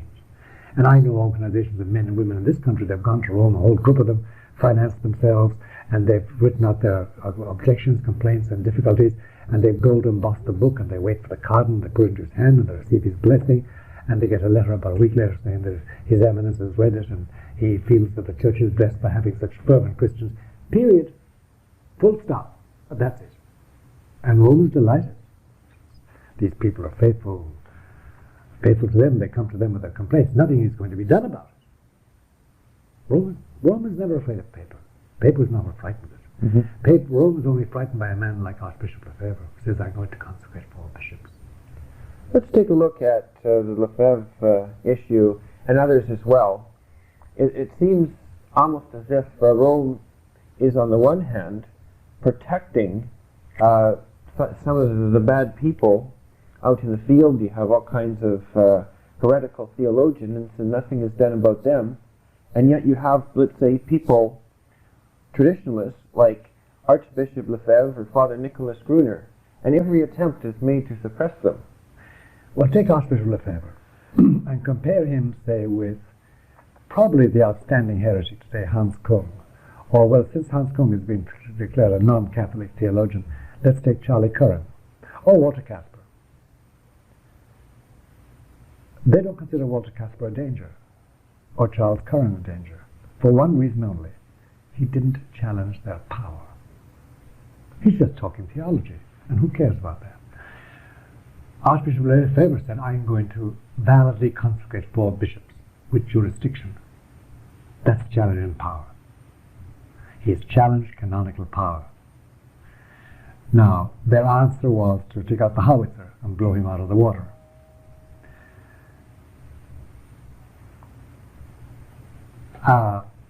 That's why they put forward this excommunication of Lefebvre. He challenged their authority.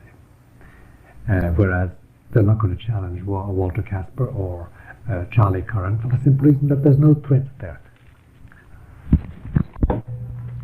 So Rome does not feel threatened by heresy anymore. It doesn't see things as much in theological or ideological terms in the new church. No, it only sees it in terms of power. Partly because a lot of people in Rome share the heretical views. They're no longer Catholic. And partly because those who are Catholic would like to do something about it haven't got the power to do anything about it. They can't muster the signatures to get a Charles Curran condemned or a Walter Casper removed from his bishop's chair. So the only thing left that they do value is their power, their jurisdiction, and that resides in a bishop who can consecrate priests. And therefore that's why they ultimately turned on Archbishop Lefebvre and sent out this bill of excommunication against him. And that's why they don't, let's say, send out a bill of excommunication against Charles Curran. That's right. That's right. He does not bother them. He bothers the local people. He bothers me. He bothers anybody who's listened to him talking or read his books or studied his life. But that doesn't bother Rome an awful lot. It bothers, but they regard it as something which is passing. It doesn't challenge their position. Whereas their jurisdiction and their power, that's their soul. That's their soul. Now we've discussed the infighting going on in Rome. Is this infighting mainly based on power, or is it 2 ideological camps? Based on power, based on 2 camps of power, or 2 camps fighting for power, both camps differing in their beliefs. One is Catholic in the traditional sense. The other is neo-Catholic and is not Catholic any longer in the traditional sense. It's neo-Catholic. It wants that loose aggregation of communities all over the world that profess to be Catholic and honor the Pope as the honorable chairman with a casting vote amongst peers, amongst equals. But the centralized church of Petrine authority is no longer their ideal. In fact, it is ancient and outmoded as a way of looking at the church's government.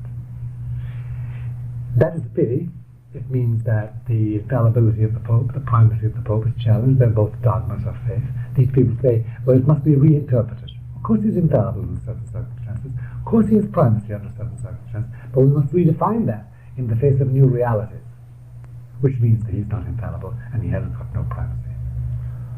But they phrase it in such a way that they can get out of what they're really trying to say. They're always trying to get a new understanding of something. It's not quite what you fellas say. They will say it's something else. Of course he's infallible, certain infallibility, and he has a certain primacy. But it's not what you call it. It's not what you say it is. And they're very clever. Oh, they're extremely clever. They hold on, and spread it throughout the church. I think if you were to ask, go around, say, the parishes of these United States, and there are about 400 or 500 parishes in the whole country. But no, more than that, but whatever number there are, I think you'd find that rarely does anybody preach about the infallibility of the Pope or the primacy of the Pope, and most people don't believe it any longer, just as they don't believe in the real presence of Christ in the Blessed Eucharist any longer. It's symbolical. You can't exaggerate too much. It's not cannibalism. We're not eating Christ. It must be much more human and modern and scientific and reasonable for modern people. How can you say you eat Christ in the Blessed Eucharist? How can you say the Pope can command people in Texas to do what he says? The world is too large. He can't decide for every nation and every ethnic group and every race and every culture. So they finesse everything to the point that the ancient dogmas fly out the window or are torn to tatters.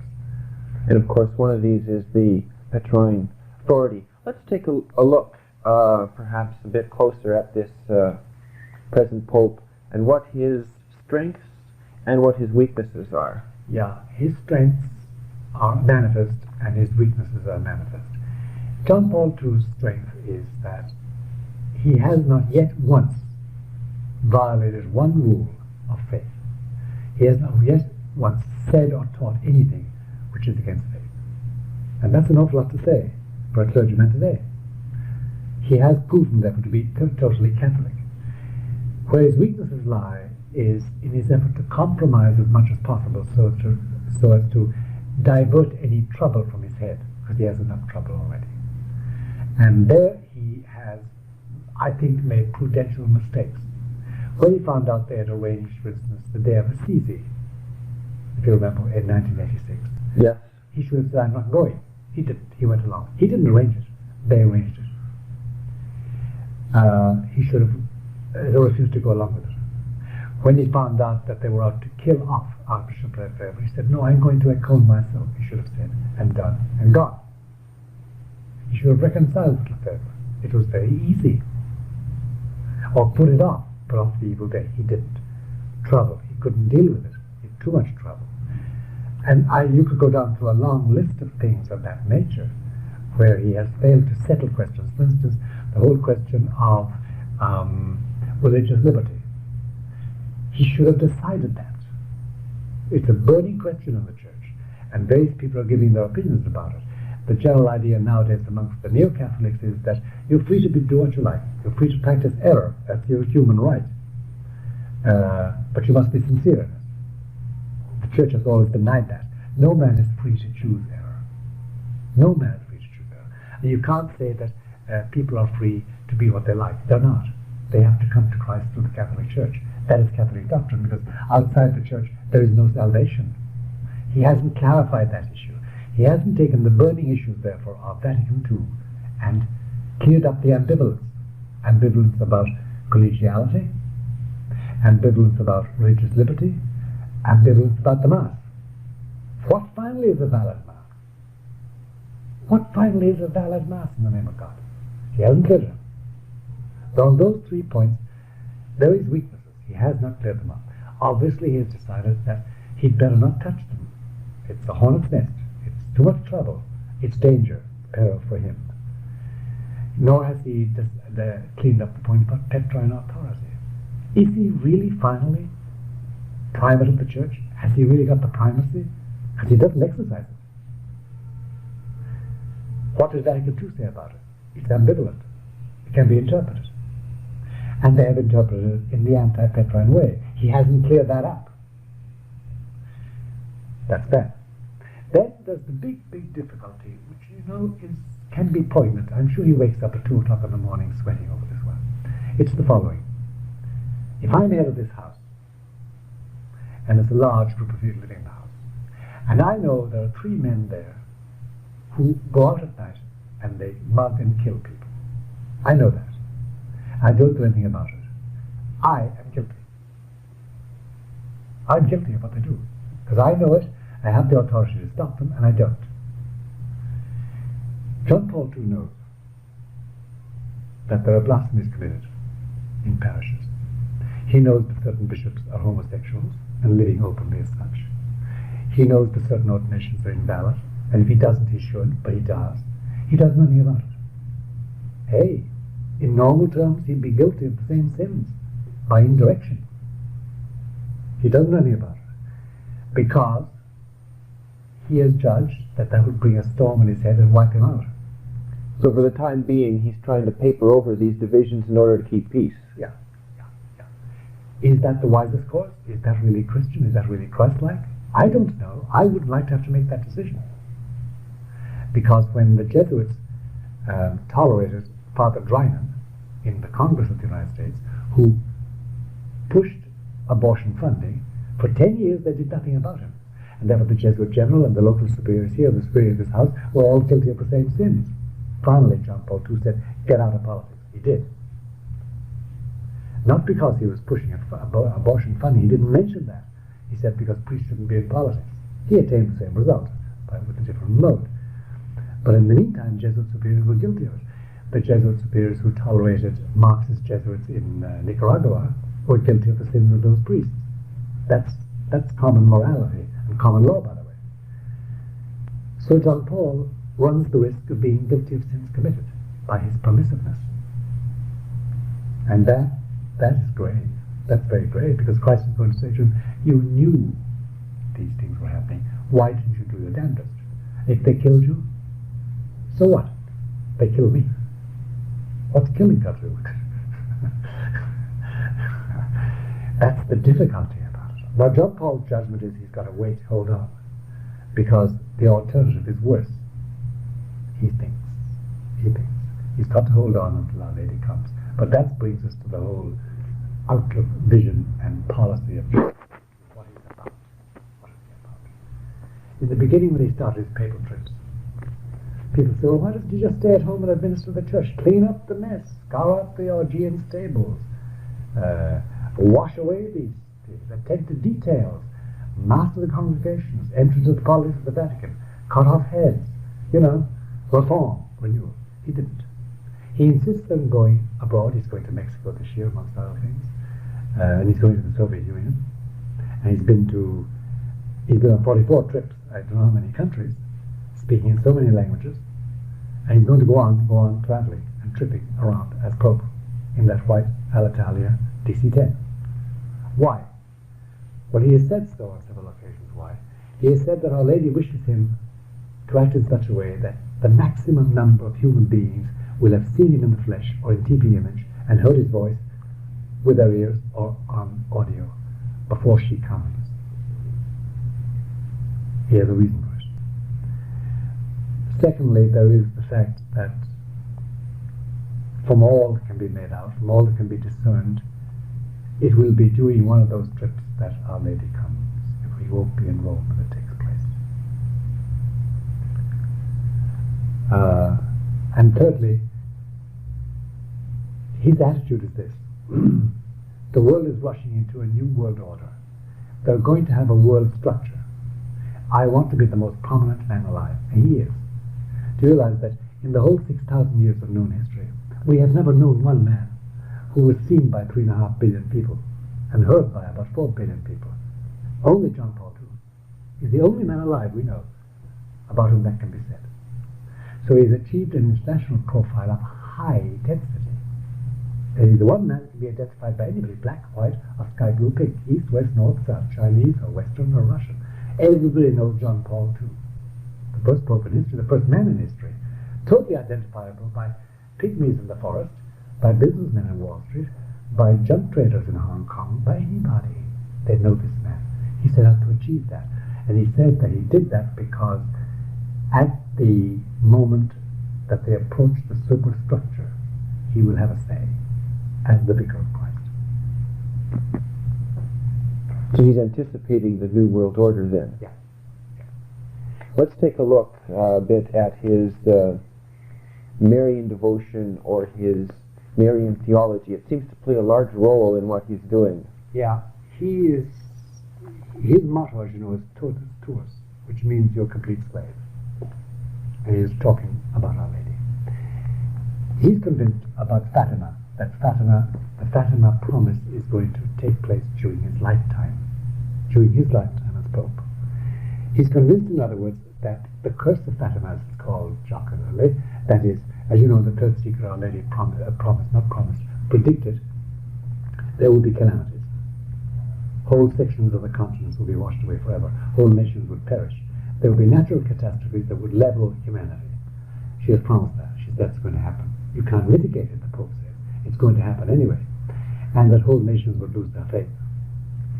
Now, he believes that firmly, that it's going to take place like that. And hence one reason for him to be a sign of salvation on that day, if people remember his face, remember his voice, that God will give them the grace on that day to lift their eyes to heaven and say, have mercy on us, and be converted. That's his outlook on it all. And there's a lot to support him in that. And this is the chariot, the motor that drives him in his his work and in his perseverance, because any other man would have been broken by what he's been through. I mean, if you had been shot at like he has and felt hot lead in your body and been laid low by people you know, I think after that you'd retire and lead a very quiet life and administer your parish wherever you are and stay quiet. John Paul hasn't stopped. He hasn't stopped in Poland, he hasn't stopped in Russia, he hasn't stopped in Europe, he hasn't stopped in the Americas, he hasn't stopped in Asia. He's still going stronger and stronger every day, and has more influence every day of the week. He increases his influence, and is accepted amongst the secular leaders of our world as somebody so agile in diplomacy, so expert, so knowledgeable, they can't do without him. There are 116 nations now have embassies at His Holy See in Rome, and they insist on having it for information, for influence, for his counsel, for his general power. And this man hasn't got an army. So it has paid off in that sense. But his idea is that he is an instrument of Our Lady and of Our Lady of Fatima. In other words, he's going to assist at the conversion of Russia. He doesn't call the present movement in Russia a conversion at all. It's a Leninist plot.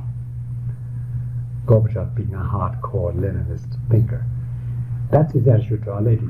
He is generally devoted to Our Lady. He has a great devotion to her, had always, is consecrated to her, has consecrated Poland with Cardinal Wyszynski in his day, back in the 1960s, and has consecrated the world to Our Lady, and is waiting for the time that he will be allowed to consecrate Russia to her Immaculate Heart. He says he's not allowed at the present moment.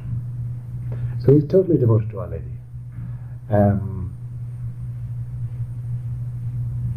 In that, he's made many enemies. When he wrote, for instance, a letter in February 1982 telling the bishops that he wanted to consecrate Russia to the Immaculate Heart of Mary, some of them never answered him. Some, like Cardinal Hume, answered and said that they couldn't propose that to people. They would be scandalized by it. Can you imagine a bishop writing that to the Pope? They did, though. And they regard him as a Polish bishop who's gone astray and ended up as Pope in the Church when he should be in a diocese in Krakow in Poland, hidden away. Got been meddling with affairs that he shouldn't meddle with, and imposing his conservative views on a church which is trying desperately to advance and join humanity and be part of the human race. So he has enemies, dire enemies, who would like to see him dead and out of office. And failing his death by human hand, or failing getting him out of office, they want him to retire. After all, he's 70. 5 more years.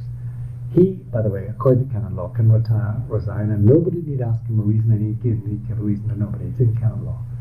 And they would like him to declare 75, but he's retiring because of old age, because of ill health, and because he has outlived his usefulness and he can help the church in other ways, and then put in their own man.